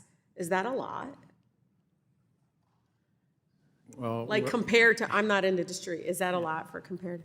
Where I come from in Baltimore, when you're talking trillions, it's always a lot. But over 10 years... My staff made sure to say that's with a capital like T. So. Yeah. But over 10 years, I think you said $600 billion a year, given that we have a $50 trillion equity stock market. The numbers sound about right. Is it true that the average corporate executive receives a larger share of their compensation in actually stock awards and stock options more than even their salary? I believe that to be correct. Yeah, I think one study showed that the average executive receives nearly 27.3% of their total compensations in salary, but 4.3% in bonuses, but then 30.6% in stock awards, and about 12.6% in options. One of the things is about the lack of transparency and how some of these decisions are made, but to make matters worse, some investors and the public have been largely kind of in the dark about the specifics of stock buybacks and the reasons be the companies and how they engage in them. Given all this, I was really pleased to see last year that the SEC finalized an important rule bringing much needed disclosures, as you know, and transparency to very, very, again, very murky practice of stock buybacks. We know, unfortunately, the Fifth Circuit struck it down. So, Chair, do you have any commitment that you can share of whether or not you're going to be reproposing the stock buyback rule? I thought it was an important rule and voted for its adoption. The Fifth Circuit saw it differently. We took it back to reconsider. It's still on our unified agenda as part of our agenda. We'd have to propose a new rule. Do you have a timeline? I don't have a timeline for you. Like in a year? Or? Oh, well, I would hope.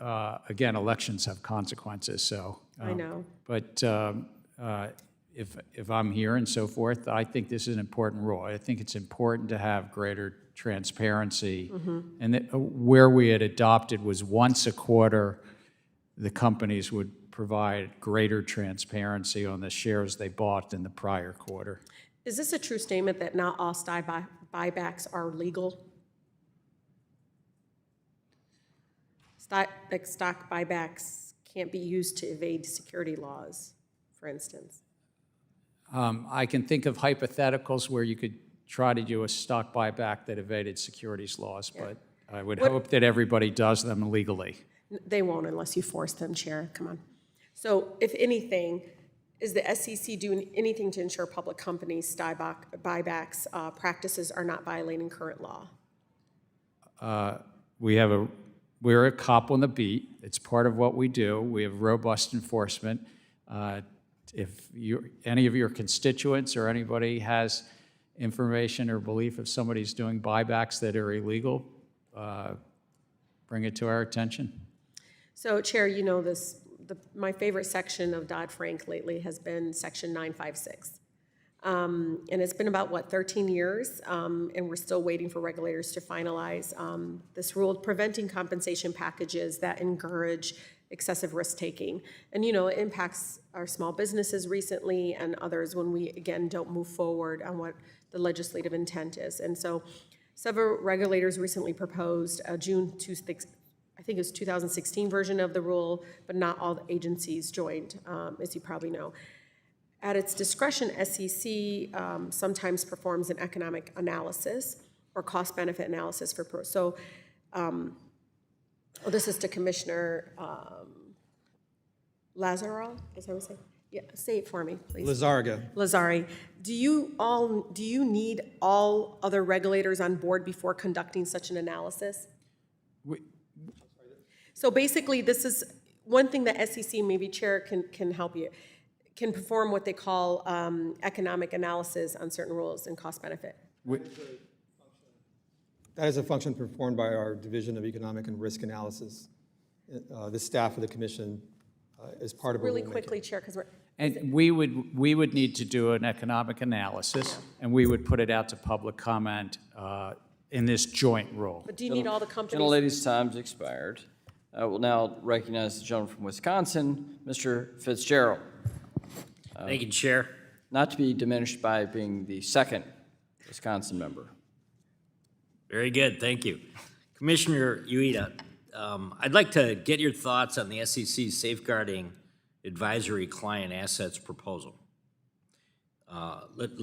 So the initial proposal, which would impose new custody requirements for real estate assets, it doesn't really cite instances of loss or misuse or theft or misappropriation. Additionally, it does not acknowledge the existing legal and regulatory frameworks, right, including public land records, title insurance, which obviously protects real estate against theft. So going from funds and securities to any client assets would be kind of a dramatic expansion of the custody rule. Do you believe it's appropriate to include real estate in the initial proposal, given the potential effect this could have on residential and commercial real estate? And then is the SEC hearing about this? Are you hearing anything about this in the comments at this point? Well, my view is any rule we do needs to be effective, efficient, and appropriately tailored. At a very high level, should there be efforts made to safeguard assets that are entrusted to someone else? Now, the answer may be yes, but then when you look at each of the individual assets, you may want very different treatment. And some of them, as you just pointed out, and as commenters have pointed out, real estate is very different than securities in a brokerage account and might, in fact, the commission could even conclude that we can rely on those existing protections and therefore don't need to have a prophylactic rule on that. And that's something that is in the comment file. I really hope that the commission thinks hard about that before taking any further steps. Very good, thank you. Commissioner Lazarga, the predictive data analytics proposal notes, it may be difficult or impossible to evaluate a particular covered technology or identify any conflict of interest associated with its use or potential use. The proposal then proceeds to give examples and concludes, however, a firm's lack of visibility would not absolve it from the responsibility to use its covered technology. So for a given rule, do you believe it's fair to tell registrants that even though they may not be able to determine whether they are in compliance with the rule, they're still liable under the rule? Sir, the predictive data analytics rule, is my understanding, is going to be reproposed in response to comments from market participants. So I think it's premature for me to prejudge what that's going to look like and the specific question that you're raising and how that will look. So I think I'll reserve judgment. Let me just ask you then, so what are your concerns in and around that, or what would you be looking for, I guess? I don't have any concerns with the idea of ensuring that firms meet their best interest obligations and that advice to investors isn't conflicted when it's provided through electronic means. And so that general principle I agree with. It's a question of what the details look like. Okay, thank you. The recent proposal by a fixed income clearing corporation to adopt SEC requirements to essentially clear U.S. government securities would apply in an extraterritorial way so that transactions between a bank's foreign branches and foreign counterparties is no U.S. nexus. The SEC clearly did not consider whether sponsoring members could accept foreign counterparties from every relevant jurisdiction as sponsored members or issues surrounding the time frame in which transactions by an entity across the globe must be submitted for clearing, considering the FICC does not operate 24 hours daily. Commissioner Ueda, did the SEC consider anything a more nuanced approach than the application during the rulemaking process? The one-size-fits-all, as I think what we've become used to, would you put it in that category? Well, we try hard to think about possible consequences and effects, but we don't always get it right. In my view, the adoption of a final rule is actually only the start of a very important process of implementing it. And what happens in that implementation is sometimes we discover problems that we've not had anticipated. It's up to us as a responsible regulator to say, all right, if this was not the intended effect, we need to go back and fix that and address that. If we need to lengthen our implementation time to get it right, we need to do so. Thank you, Chair. Yield back. The gentleman from New Jersey, Mr. Gottheimer, is recognized for 5 minutes. Thank you, Mr. Chairman, and thank you again also for your friendship, Mr. McHenry, and for your leadership. Very grateful. And thank you, Ranking Member, for working to find an agreement on stablecoins. Looking forward to helping, if I can, in that effort. Chairman Gensler, thank you for being here. Our capital markets are the envy of the world because we have rules that ensure investors have access to real-time and accurate information. However, the use of social media by investors raises critical concerns about the ease with which people and bots can manipulate and spread false information to make a profit. I just have a question why the SEC isn't doing more to stop the spread of false information in this way and being used to manipulate markets, and why are we allowing abusive short sellers proliferate at the cost of those who play by the rules? Look, fraud is fraud, whether you're using a bot, whether you're using artificial intelligence, whether you're doing the old-fashioned human way. It's a little bit more challenging to chase after when it's the modern technological way. We have some resource constraints too. I mean, we're flat funded. I know lots of agencies come in front of Congress and say the same thing, but I'm saying flat funding definitely constricts it. So I'd say it's just the challenges of technology and the challenges of funding. But if you see somebody online, some people purposely manipulating or some handles online purposely manipulating or doing pump and dump or reverse pump and dump. We're going to chase after them, which is more technically, that's Baltimore street talk. I think you understand it in New Jersey. I do, but you will, and you are. As the SEC, I think, to me, needs to send a very clear message and take appropriate enforcement action against market manipulators and abusive short sellers. And it sounds like I have your commitment to do that. Yes. Can I ask each of you, do I have your commitment to do that? Yes. Thank you. Yes. Thank you. Yes. Yes. Thank you so much. Mr. Chairman, Chairman Gensler, can you please clarify, and this is a concern that was brought to my attention during the process, why the SEC staff refused to provide technical assistance to the Committee on Landmark Digital Asset Legislation, FIT 21? I think we actually did provide technical assistance to Chair McHenry and to head of the subcommittee, Chair Hill. I know I met with Chair McHenry a number of times personally. I know you did, but my understanding is the staff refused to provide any kind of technical assistance. If I recall, there was multiple pages of written technical, I mean, maybe it's called something different up here, but there was written Okay, that's good to hear, because feedback. that was a concern that was brought to our attention during the process, and under Article 1 of the Constitution, as you know well, Congress erected the independent agency with the expectation that the agency would provide Congress with technical assistance on matters, and I assume you see that as part of the responsibility of the agency, to serve Congress as well. Yeah, we do on both sides of the aisle, and the Senate and the House, try to give feedback literally 50 to 100 times a year on different legislative initiatives. Okay, thank you. I just think it's really important the agency understands that we're here as well, and sometimes it gets a little lost, in my opinion, but I'm glad to hear that. I guess I'll go broader for a different question on ransomware attacks. Grew 74% last year. On average, a ransomware attack costs a company nearly $5 million. This kind of attack can put small businesses like those in Jersey out of business. And holding attackers accountable has been a huge priority for me, which is why I'm leading the bipartisan Public and Private Sector Ransomware Response Coordination Act to create a unified response to these threats. Just wonder if I can ask how the SEC is working with other agencies and law enforcement to address ransomware attacks in the financial sector. We work with across the government, with the intelligence community as well as the Department of Justice and CISA. Ransomware is almost uniformly done using cryptocurrency as well, so it sort of intersects with some of the work that we're doing in cryptocurrency. And as it relates to public companies, we adopted and now has been implemented that public companies, if they have a cyber attack that's material to investors, there's some public notification, and sometimes those cyber attacks are ransomware attacks. Well, I appreciate that. Last question. What kind of discussions are occurring at the SEC about the impact of Chevron ruling, and how are you going to handle that, which could really change the way things go at the agency?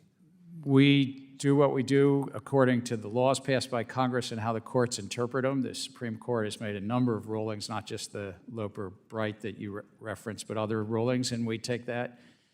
Of course, it's the law of the land once the Supreme Court says it. Thanks, Mr. Chairman, and we're excited to have stablecoins come your way. Thank you. Gentleman, Yield back. gentleman yields back. I now recognize myself for 5 minutes of questioning. Chair Gensler, regarding Rule 15C2-11, the only reason market participants have been able to comply during the past 2 years is the SEC issued a no-action letter that provides a minimum amount of customization of the rule for fixed income markets, which, as you know, are very different from equity markets. But this no-action letter is set to expire in January, and the SEC hasn't done anything to amend Rule 15C2-11 so that it can actually work in fixed income markets. Letting the no-action relief expire could significantly disrupt those markets, which are critical to funding businesses across the country, funding consumer lending like auto and home loans, and supporting everyone's 401k, pension, or other retirement and savings plans. To avoid this unnecessary harm to investors in our financial markets, can you commit to a permanent extension of this no-action letter, or at least an extension until the SEC can propose a rule that is tailored to how fixed income markets work? The underlying rule was adopted, I think, 4 or 5 years ago. There are many market participants that are well aware of that. The Commission did adopt an exemption with regard to 144 securities, if I recall, and that's what we've done. But are you going to let the no-action letter expire in January? I'm making no commitment here today. Thank you. Last year, Chair, the Commission proposed the Safeguarding Advisory Client Assets rule to expand the role of qualified custodians when registered investment advisors custody assets on behalf of their investors. At the time of the proposal, I voiced my concerns that the proposal is inserting itself into matters at the core of the banking system, and specifically within the jurisdiction of the prudential regulators. As proposed, mandatory cash segregation would significantly increase the cost for investors and complexity of providing custody services and locking up cash deposits would be a major departure from current banking practices. Back in May, Chair Gensler, you mentioned that this proposal would need to be reproposed. Can you provide us with an updated timeline on when we might see a reproposal? I don't have a specific timeline, but there were a number of comments, including yours, around cash. There was also a number of really thoughtful and robust comments about the documentation and the cost of the documentation. So we're taking and the comments about real estate that were even expressed here earlier, taking all that into consideration and looking through that. I think it will take some time, though. But do you think some of those comments would be, would change would be shown up in the reproposal? I would anticipate, again, I don't want to prejudge, but I would anticipate the staff's work would be a revised proposal taking into consideration the cash, the concerns around cash. Segregation. Which were certainly heard by this one commissioner very loudly. Okay, thank you, Chair. Before I move on, I'd like to remind you that banks are subject to stringent prudential regulation, which requires them to control risk, hold adequate capital and liquidity, and have in place workable recovery and resolution plans. I want to move over to enforcement. While I support robust enforcement of our federal security laws, there's a concerning trend at the SEC of regulation by enforcement under current leadership. As we've seen courts strike down SEC proposals, it appears that the SEC is turning to greater enforcement actions to address its rulemaking failures by attempting to institute regulatory changes outside the formal rulemaking process. I hope you've made it clear to the exam and enforcement staff that their responsibilities are to help enforce the laws as currently written, and that is not to form new ones. I'd now like to shift to the related topic of capital information, which has not received nearly enough attention from the SEC over the last few years. Commissioner Peirce, would you please speak to whether the SEC has engaged or plans to engage in any rulemaking that would facilitate capital formation, which is a foundational pillar to the SEC tri-part mission? Do you think there's a need for a return to work on this front? Absolutely. There are some things that we could be doing. We could be doing a rule on finders. We could be doing a micro offering exemption. We could be expanding what it means to be an accredited investor beyond wealth and income. We could be working on crowdfunding to make some changes there. So there are certainly things we could be doing, and we have not prioritized them. What would you do with these rules? I think these are some of the things that I would try to tackle, which is we need to look for ways to make it easier for smaller companies to raise money, and we need to look at the other end of the spectrum. Why aren't companies going public, which is a big problem, and so we need to try to right-size the regulations on public companies and allow for smaller and emerging companies to have a graduated exposure to new regulations as public companies. Thank you very much. My time's expired. I now recognize the gentlewoman from California, Ms. Kim, for 5 minutes. Thank you, Chairman, and it's good to see all of you in front of our committee today. I'd like to ask my first question to Commissioner Peirce and Weta. How does the SEC currently account for the overlap between new and existing rules? Do you ask the commenters to consider this overlap, and is it considered in the cost-benefit analysis for every new rule that you have proposed? Or do new rule proposals receive cost-benefit analysis as if they exist in isolation from other proposed rules? We consider existing rules, but we don't consider rules that are out for proposal. And so this has led to a lot of confusion because we're trying to change so many things at once that when commenters try to comment, they don't know what the state of play is. I agree with that. We compare to the existing rules, but when we have simultaneous other proposals out there, and we have multiple versions of what that might look, because we ask a lot of questions. We'll propose one version, but we'll say, well, but if we don't do what we propose, what about version A? What about version B? What about version C? What about version D? So that can impact the other proposal. And how does someone try to craft an intelligent response when there is significant interconnectedness between all of these proposals and the market participants? Thank you. I want to point out that thanks to our Chairman McHenry and Capital Markets Subcommittee Chairwoman Wagner, we passed out of this committee the REG Act, HR 7030. This will make it a requirement for SEC to consider the aggregate cost of regulations, because we simply cannot afford for the SEC to continue down this path of disregarding the cumulative cost of regulations on our capital markets. The SEC has long ensured a clear delineation between its regulation of private and public markets and their market participants. So Commissioner Lizarraga, as you know, many industry participants are concerned that SEC is increasingly blurring those lines. So do you agree that private markets serve an important function in the capital raising process? And how do you view the distinction between public and private markets and the SEC's respective authority on each? Thank you, Congresswoman, for that question. I think there's an important balance in our markets between private and public that has to be achieved so that we don't tilt too much towards the private markets in the sense that investors have access to more information when they invest in the public markets, just because our disclosure system is much more robust in our public markets. So, but it's a question of balance. How would you address the concerns that SEC is expanding its authority to regulate private companies? Commissioner Peirce, would you like to respond to that? Yeah, I mean, I think we have broken down that line of division, which is to say, yeah, there are public markets, and these are markets that have a lot of rules around disclosure and so forth. And then private markets, people are more free to negotiate the kinds of disclosures they want.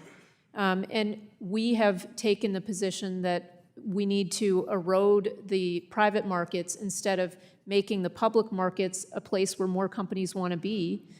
We've taken the position we'll make it as burdensome to be in the private, raise capital in the private markets. I mean, but we're moving it so that it's more burdensome to raise capital in the private markets, and that's not the answer. The answer is to think about what we've done wrong in the public markets. Sure. You know, Commissioner Ueda, I've had the pleasure of knowing you for many, many years, even some decades, right? We share many in common. We are both from California. We also understand firsthand how hard it is for small businesses, especially from the immigrant communities, to raise capital and succeed. And as you know, one of the SEC's three-part mission is to facilitate capital formation. So can you point to any specific proposals during Chairman Gensler's tenure designed to promote capital formation? Unfortunately, we have not had any capital formation rule proposals on the regulatory agenda during that period. Does the SEC's approach to its capital formation mandate under Chairman Gensler differ from prior commissions, and how so? Maybe Commissioner Peirce can address that briefly. Lady's time's expired. Gentleman from Florida, Mr. Donalds, is now recognized for 5 minutes. Thank you, Chairman.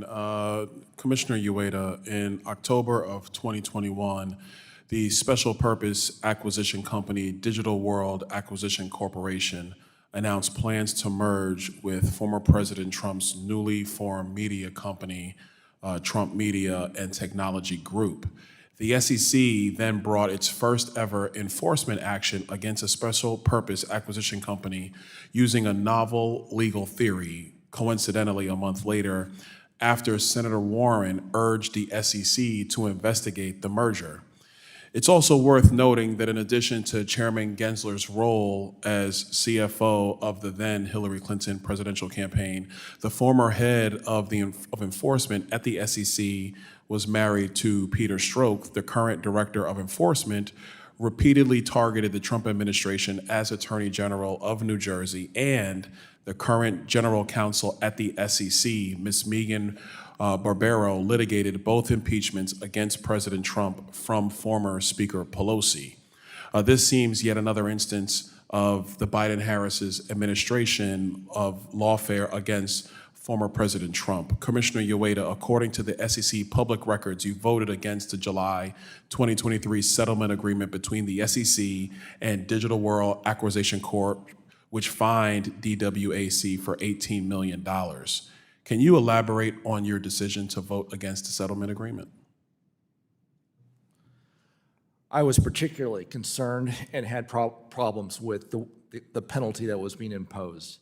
The way the penalty was structured, the only time the penalty would be imposed is if the SPAC went through with the merger with Trump Media. In other words, the very people who we claim to be protecting, the investors in that entity, would be the ones who would have to foot the bill and pay that civil penalty. And for that reason, I had strong objections to the settlement. Okay, well, thank you for that. I appreciate that. Commissioner Peirce, as a regulatory sandbox advocate, if you listen to these hearings enough, I think that's where we should be moving a lot of our regulatory environment into a sandbox model. How would a digital asset sandbox function within the language of the FIT for the 21st Century Act?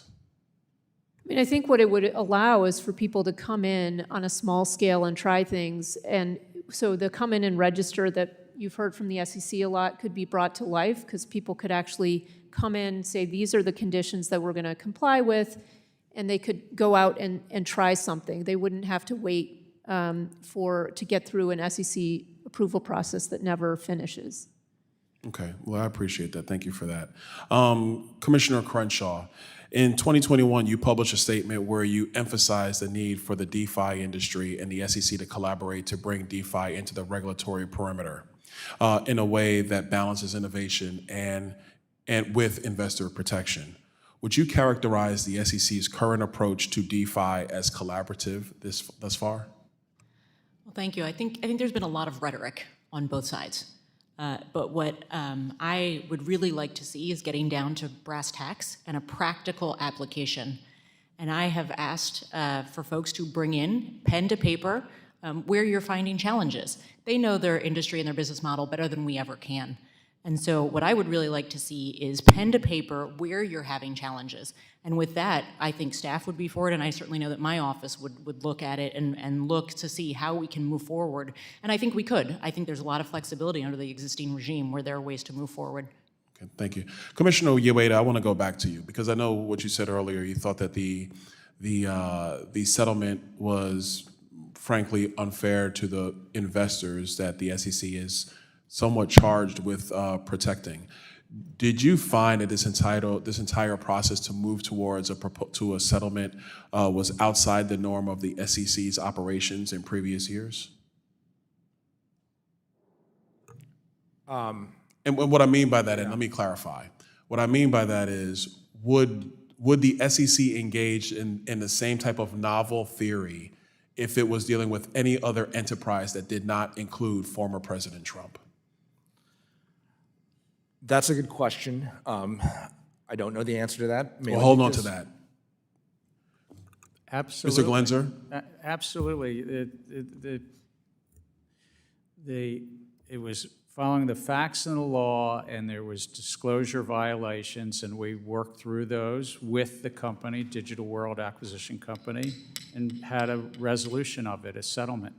Okay, thank you. Gentleman's time has expired. We're going to recess for votes. We expect members to come back right after. The committee stands in recess. The gentleman from South Carolina, Mr. Timmons, is now recognized for 5 minutes. Thank you, Madam Chair, and thank you to the witnesses for being here today. Commissioner Peirce, in the interest of time, please do your best to answer the following questions in a yes-no format. To your knowledge, does the SEC generally consider the sale of physical art at an art gallery or auction house a transaction of a security? No. Thank you for that. Does the fact that art collectors may be purchasing pieces of art at a gallery or auction house with the expectation that the art may go up in value change anything in that analysis? No. Great. Now, putting aside art galleries and auction houses, does the SEC generally consider the sale of physical art on an online marketplace like eBay or Etsy a securities transaction? No. Okay, thank you. I do not understand is how the SEC appears to be taking the stance that NFTs, these pieces of digital art and collectibles, are themselves securities, or that sales of them via online marketplaces constitute a security transaction. The only difference I see is that one asset is tokenized and the other is not. In the example of physical art that we just discussed, there are indeed many collectors who purchase art with the intent to profit, and artists who market themselves and their work in order to develop an ecosystem of patrons. So I fail to grasp the difference here. Is tokenization enough to transform a non-security into a security?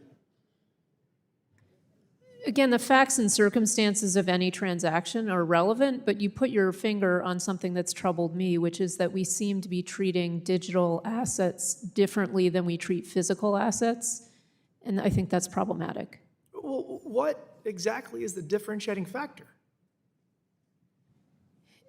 We have moved away from, so when we look at digital assets, we're saying they're being sold as part of a securities transaction because there's an investment contract associated with it. Yet pinning down what exactly that investment contract has been, for me, very problematic. It's based on statements, any statement about something having value, or a statement made by one of the investors that something might go up in value. And as you pointed out, you can have an investor who buys a piece of art. You can have a person who buys a piece of art and she expects that piece of art to rise in value, but we don't change that piece of art into a security because she expects it to go up in value.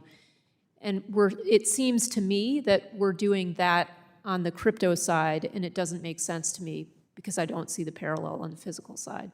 Thank you for that. I'm concerned that this is just an extremely slippery slope. If the SEC takes a position that most NFTs are sold as securities, where does it end? The SEC hasn't been able to articulate a limiting principle here because there isn't one. The view threatens not just crypto, but many other industries as well. And at this pace, the SEC's actions threaten to swallow large parts of the collectibles markets, the luxury goods market, musicians and artists of all types, and even the restaurant and events industry. Beyond that, the Commission is stifling blockchain technology as a whole, and it appears Chair Gensler is doing so intentionally. Commissioners Ueda and Peirce, your recent dissent related to NFTs stated that, quote, the NFTs here are utility tokens, not securities, and statements by the founders and NFT purchasers that a successful restaurant would cause the NFT price to rise do not change that. So, Commissioners Peirce and Ueda, in your dissent, you two also aptly state that, quote, the intent of a buyer cannot transform a non-security into a security, end quote. I'd like each of you to discuss the following questions. In your view, why has the SEC not provided clarity to the treatment of NFTs, and how could the Commission approach this differently? Commissioner Ueda? We identified what is my primary concern. There is no limiting principle based on what you might discern from the Commission's enforcement actions. I have strong reservations whether that's consistent with the law. I mean, we've talked about the Howey test, but the Howey test gets implemented by the courts of appeal. So for instance, in the Ninth Circuit, there's a case called Glenn Turner Enterprises, which said that there needs to be such essential managerial efforts that lead directly to the success or failure of the enterprise. And in many of these cases, the artist just creates it, it exists. There is no subsequent managerial or entrepreneurial efforts that affect the value. It's all set by supply and demand. Thank you for that. Sorry, we're out of time. Mr. Chairman, we need to create clear rules of the road here. This technology is the future, and I appreciate anything y'all can do to help create clear rules going forward. Thank you. The gentleman from Nebraska, Mr. Flood, is now recognized for 5 minutes. Thank you, Madam Chairwoman. This year, the committee has spent lots of time explaining the deficiencies in Staff Accounting Bulletin 121. Our efforts culminated in passing my resolution under the CRA to repeal the bulletin with support from Majority Leader Chuck Schumer in the Senate before it was eventually vetoed by the Biden-Harris administration.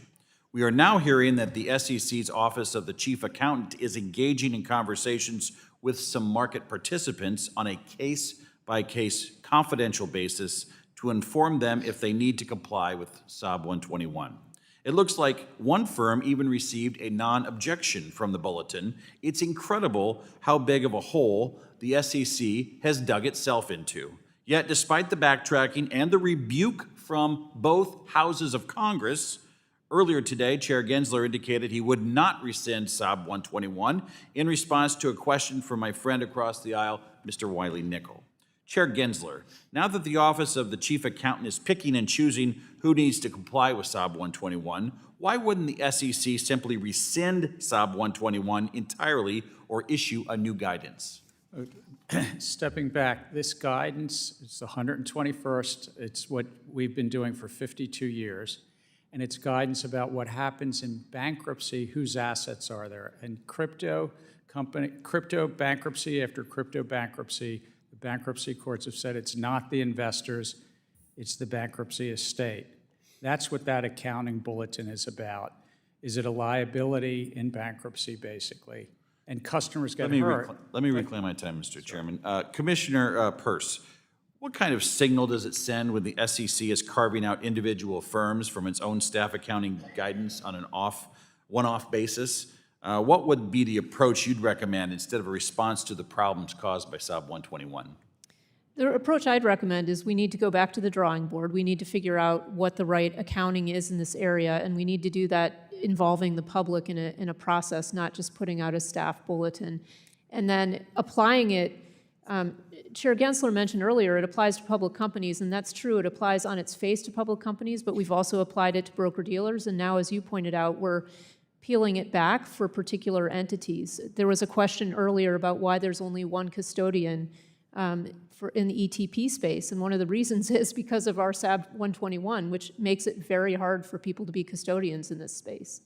And think about the market concentration. There's been no accounting bulletin from the SEC that has ever been as fundamentally flawed as SOB 121, nor has there ever been one that has been considered a rule according to the GAO, and we certainly haven't seen 60 U.S. senators overturn any of the 120 previous accounting bulletins either. Something's amiss here. This does not look right for the SEC. The situation we're in today is indicative of a failure of your organization to recognize just how problematic SOB 121 has been. Chair Gensler, do you believe that SOB 121 has led to concentration risk because of how few entities are able to offer digital asset custody services? I think it's actually the right accounting. Off-balance sheet accounting is also what, in part, got us into the 2008 crisis. So just remember, like, when people are trying to hide things and put them off balance sheet, it's not good. Also, you talk about hiding things, Chairman Gensler. We don't even know what deals you're cutting on SOB 121 when you give a no objection letter to a different firm. Like, if we're going to talk about hiding things, let's talk about transparency. Let's talk about how do people in this country operate under our laws when your commission is doing backroom deals with one-off companies and writing them a no objection letter. That's not transparent. That's not in the interest of the American people. You can't follow rules that you don't know about. What's going on? The accounting bulletin is, the staff accounting bulletin is out, but also for years, companies come in, public companies, and said, this is how we're going to account for something. Do you object? And in this case, if it's remote from bankruptcy, if a company is going to go bankrupt and it's truly the customer's I'm funds. going to hold you there because I want to give your colleague a chance. Commissioner Peirce, I'd like to pose the same question to you. It's market concentration. Is that a risk from SOB 121? It is a risk, and the accounting raises real questions about whether this is protective of investors or not. And so that's why I think we need to go out with a real process to try to figure this out. At the end of the day, the SEC has to read the room. And the entire House of Representatives voted on this, and a majority of members of the House rebuked SOB 121, and the Senate, led by the opposing party, they passed it with 60 votes, including the majority leader. This is not a good look for the SEC. This should go away. This is bad policy. With that, I yield back. Thank you, Mr. Flood. The gentleman from New York, Mr. Lawler, is now recognized for 5 minutes. Thank you, Madam Chair. Chair Gensler, nearly 3 years ago, the Commission proposed a rule to require the public disclosure of relatively small security-based swap positions, Rule 10b-1. It met significant bipartisan opposition both within this committee and on the Agriculture Committee because of the significant potential for market disruption, undermining of shareholder rights and corporate accountability, and encouragement of dangerous practices like copycatting and herding that the Commission itself has warned about. Given the lack of statutory authority to proceed with such a proposal, its near certainty of being overturned in the courts, and the vast bipartisan opposition, are you willing to confirm, yes or no, that you do not intend to proceed with this harmful proposal that would waste Commission resources and undermine its future authority? Still considering comments. We do have statutory authority under Dodd-Frank, but there was a lot of, you're right, a lot of comments that said maybe the commission could collect the information but not make it public. But we're still So at this considering time, those you're comments. still willing to proceed forward? We're still considering comments. I'm not prejudging where I would come out or where my fellow commissioners would come out. Commissioner Peirce? We heard a lot of feedback, which didn't surprise me, because when we went out, we didn't have the data we needed to go out with that rule. We'll see how the commission decides to move forward, but I continue to have real concerns about the effect it could have on the market. Chair Gensler, looking back on your tenure at the SEC, your approach has focused more on quantity than on quality.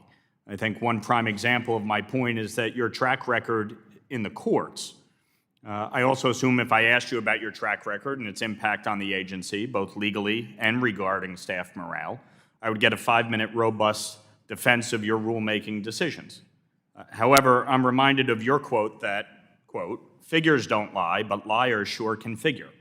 And the figures show that the court believes you have overstepped your authority time and again.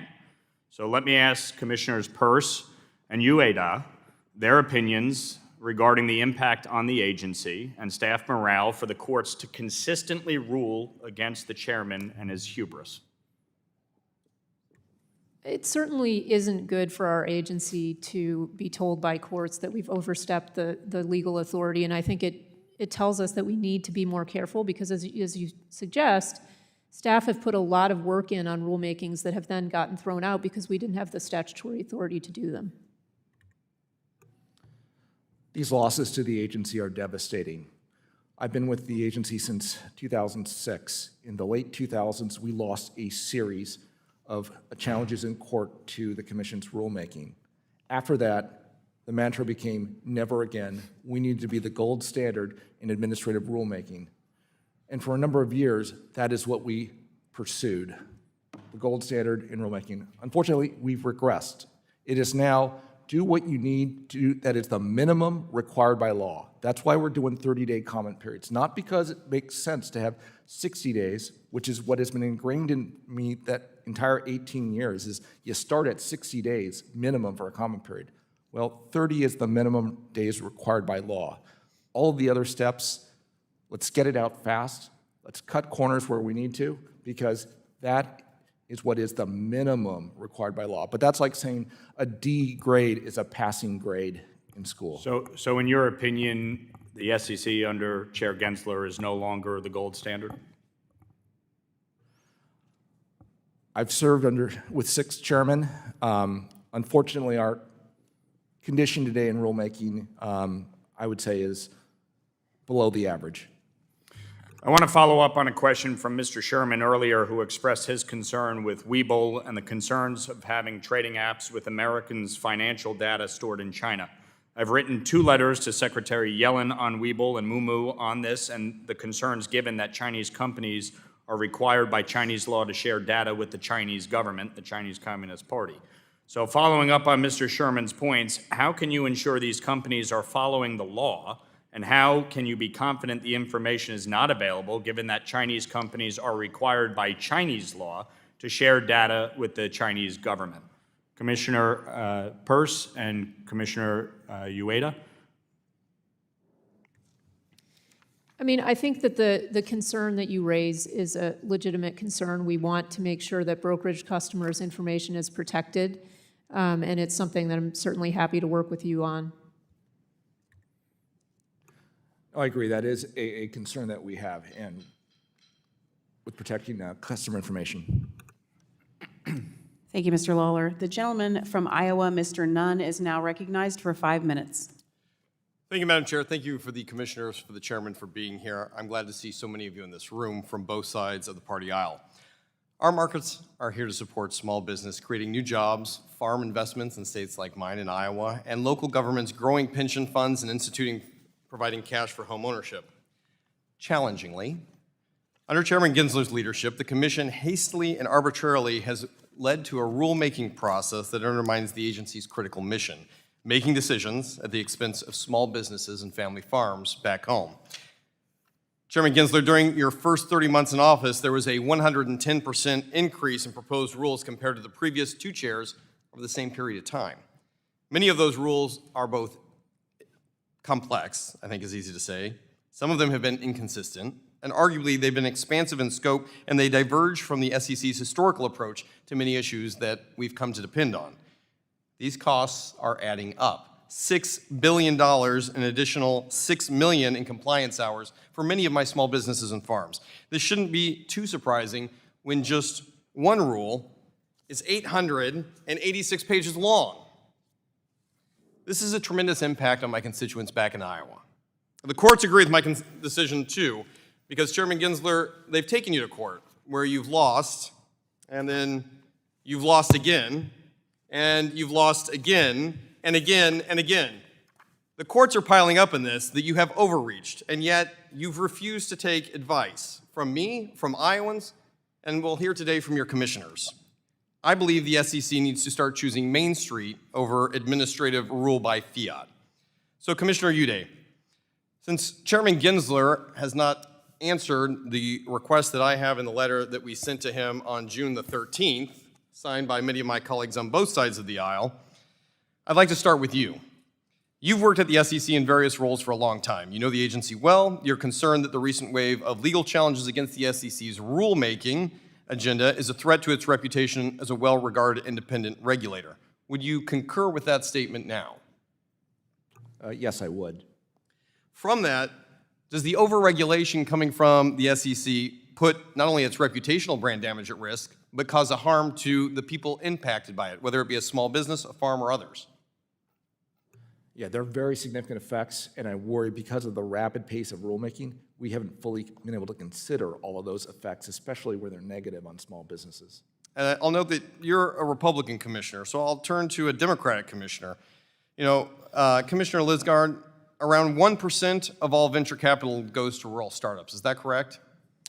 I haven't checked the latest figures, but if that's your understanding, then I'll agree with it for purposes of the discussion. I appreciate that, and I think that that is actually information I've received from the SEC. Could you point to something briefly during your time that makes it easier for a rural small business to raise capital? Just one of the things maybe that you've done. I have tried to encourage the small business office to expand its outreach to underserved communities throughout the country, including rural. I appreciate that, but that's not more than just saying we'd like you to be able to do more, even though we're only giving you less than 1%. Commissioner Peirce, Commissioner Uday, do you have any thoughts on ways that we could reach out to rural communities who need this as well? Well, I think certainly we could, you know, when I travel, I try to talk to as many people as possible, so that's one thing that we can do. But I think on the rulemaking front, it's exactly what Commissioner Ueda said, which is we need to give people time to think through these rulemakings. You pointed out we've got these very long rules, and a lot of them, and so we need to give people time to think through and give us comments. I would concur. Commissioner Peirce, I want to speak to you on your public statements. You've urged digital asset firms, whether they be issuers, broker-dealers, trading platforms, to come in and register. Is it currently feasible for an issuer, a broker-dealer, or a trading platform to come in and register with the SEC today? I mean, realistically, it's not, and I think the evidence is in the fact that we've seen so few firms be able to do it. I don't want to leave you without the opportunity to respond, Chairman Gensler. And while we've had the opportunity to write you, and I know your team works hard on these things, the fact of the matter is we are Congress, and we do provide guidance for you. I think, in my opinion, you've taken it very far beyond what Congress has provided you information on. In June of this year, we raised concerns and got a surprisingly lackluster response. I'll put that on your staff and your team to hopefully get us back a more formidable answer. I'm concerned that my friends across the aisle, as well as my constituents, your fellow commissioners, all of us are concerned. Most importantly, Iowans are concerned. I hope you take the time to answer for us. Thank you, Mr. Nunn. The gentlewoman from Texas, Ms. De La Cruz, is now recognized for 5 minutes. Thank you, Ms. Chairwoman, for holding this hearing today, and thank you to Chair Gensler and to each of the commissioners for being here today. Chair Gensler, I share in the same concerns that many of my colleagues do, and especially what Rep. Nunn has just brought up to the forefront. This process in rulemaking has gone through your leadership, and we're all seeing many, many concerns. Moreover, I'm concerned about your recent proposals that stray further and further from the SEC's own mission, which, as you know, states in part that the SEC should protect investors, quote unquote, maintain fair, orderly, and efficient markets, and facilitate capital formation. That being said, I'm going to turn to Commissioner Ueda. Earlier you said that you have served under how many chairs? 6. 6 chairs. How many years is that total? Nearly 8. It'll be 18 next month. 18 next month. And so I imagine that you have served under both Republican and Democrat leadership? That's correct. And you said, if I wrote here, you said under Chair Gensler, it was below average. Why did you use that word below average? For a number of years, I worked on rulemakings. We spent a lot of time preparing, for instance, very detailed summaries of the public comment file. We spent a lot of time and effort on decision trees of all the points that were raised in the comment file, what decisions they would be, what evidence do we have, and what were the course of recommendations. I find today, now, with a little more than 2 years as a commissioner, I see none of that work product being presented to the, or at least for my review in how I think about the decisions that need to be made at the commission level. And in fact, on one early recollection I have when I became a commissioner is I was actually told by the staff, well, we haven't prepared a summary, but you can go read the public comment files on the SEC website, which I found just astounding. Well, that is obviously very concerning because we need to have all of those details, and just saying go read the public comments is dismissive of your tenure and your experience and the knowledge that you bring to the table. What struck me when you said these words, and they're bold words, is that you say them right in front of basically your boss sitting 3 or 4 chairs away from you. I'm not his boss. Well, the chairman of this committee who is making the rules here. And while you might not be the boss and his boss, you are still the leader of the SEC. And it is under your leadership that the rulemaking is coming out. And when you have one of your fellow commissioners just 3 seats away from you with 18 years of experience saying, hey, we have a problem here, that is something to be concerned about, Chairman. If I might, we have lively disagreements on policy, but the comment summaries that Commissioner Ueda is talking about are actually put out to public, and he also gets those well in advance of a vote. That's what we do, all commissioners get. And sometimes the reason that these things are 800 and 900 pages long is because we summarize all of those comments and pull them into a file that commissioners get. Reclaiming my time. And reclaiming give my feedback time. on. And what I would say with that is this commissioner has 18 years of experience, so it's not his first rodeo to work under you. And it seems to me that he would have the experience to be able to look through those files and through those reports to be able to give substance in a comment. Would you like to comment back to that, Commissioner Ueda? Well, I know the staff does a lot of work, but it is one where, in my experience as commissioner, I am getting, at least initially, some very highly summarized documentation as to what's in the common file. Now, it is correct, we do have an extensive amount of discussion in our final rule, but that comes at the very end of the process. You need to make early decisions as to where you might be thinking and where you land. And that occurs, I would say, if not weeks, months before these proposals ever get fully baked. When I hear what you're saying, I think highly summarized, it means little fact or very vague, and it's Gentlelady's difficult to time. make a decision with that kind of information. I yield back. Thank you, Ms. De La Cruz. I now recognize myself for 5 minutes. Thank you to the ranking member, Waters, and to the commissioners for your testimony today. I'm going to start with just some commentary. Chair Gensler, under your leadership, the SEC has become less transparent, less objective, and more political than at any point in recent memory. We need a commission that advocates for more options for investors, not fewer. It's my hope and the hope of many of my colleagues who you've heard from today that we see the SEC cease with its partisan rulemaking and return to its statutory mission as an advocate for investors and our capital markets alike. I'd like to follow up on an exchange with Congressman Rose. The chair and the special purpose broker-dealer's statement was clear. SPBD cannot custody non-security digital assets. Additionally, the proposals to list and trade exchange-traded products could not have been approved as filed if it had been determined that Ether was a security. Commissioner Peirce, as part of a recent settlement, a firm was required to delist the digital assets that the SEC considers securities. The digital assets that remained were Bitcoin, Bitcoin Cash, and Ether.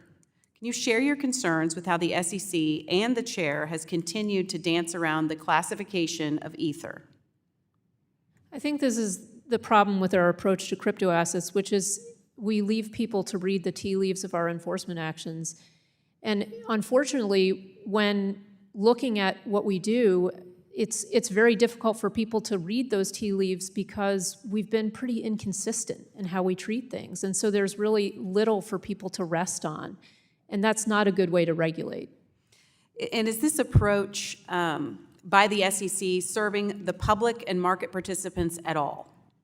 It's not serving anyone. It's not even serving ourselves because we're spending so much on enforcement in crypto that we could be saving by just writing rules and then enforcing them against the bad actors. Or utilizing that for innovation in the market. Exactly. We could be working with people who are trying to figure out how to use the technology in ways that will be helpful. And Commissioner Lizarga, do you think this approach is serving investors well? I do, because it signals to the market that when violations occur and investors are harmed, we are taking the steps necessary to protect them. In a hearing we had last week, Professor Lee Reiners, who is outspokenly pro-SEC and anti-crypto, said, quote, "There remains a gap in crypto spot market regulation that only Congress can close," end quote. Chair Gensler, why do you insist on trying to close the gap through regulation by enforcement? We're actually just enforcing the laws that are on the books, and as Commissioner Lizarga said, protecting the public.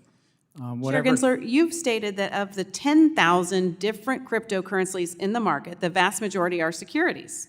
If that's the case, does the SEC plan on bringing thousands of enforcement actions in a never-ending game of legal whack-a-mole? Because it sure seems like that's the approach that the SEC is taking. We don't have those types of resources, but you're right about one thing. There's a lot of non-compliance in this field, and without prejudging anyone, look, if we look at the leading lights 2 years ago in this field, they're either in jail or they're awaiting extradition, some of those leading lights, and there's been tens of billions of dollars of losses out in the communities. Now, that's a worldwide market. Fortunately, it's not all in the U.S. I'd like to pivot to Commissioner Peirce for a second. So we have this regulation by enforcement. We have whack-a-mole by the SEC in these enforcement actions. And Chair Gensler just mentioned some of these, who he's calling the bad actors that have been in charge. Wouldn't a known structure, a market structure, something that we can actually point to instead of this guessing game among the industry, wouldn't that be a better approach? It absolutely would be a better approach, and I think one of the things that's frustrated people who are trying to do the right thing is that not only are we playing a game of whack-a-mole on the enforcement side, but the classification of assets, even from our own perspective, seems to be changing over time. And so I've talked to so many people who are trying to build things here, and they don't feel confident, and that's not what we want. We want clear rules, and then we can use enforcement for the bad actors. And is there a role for Congress to close the gap?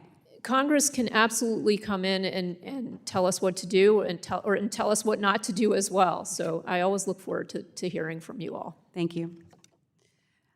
Now we'll go to the gentleman from Tennessee, Mr. Ogles, who's recognized for 5 minutes.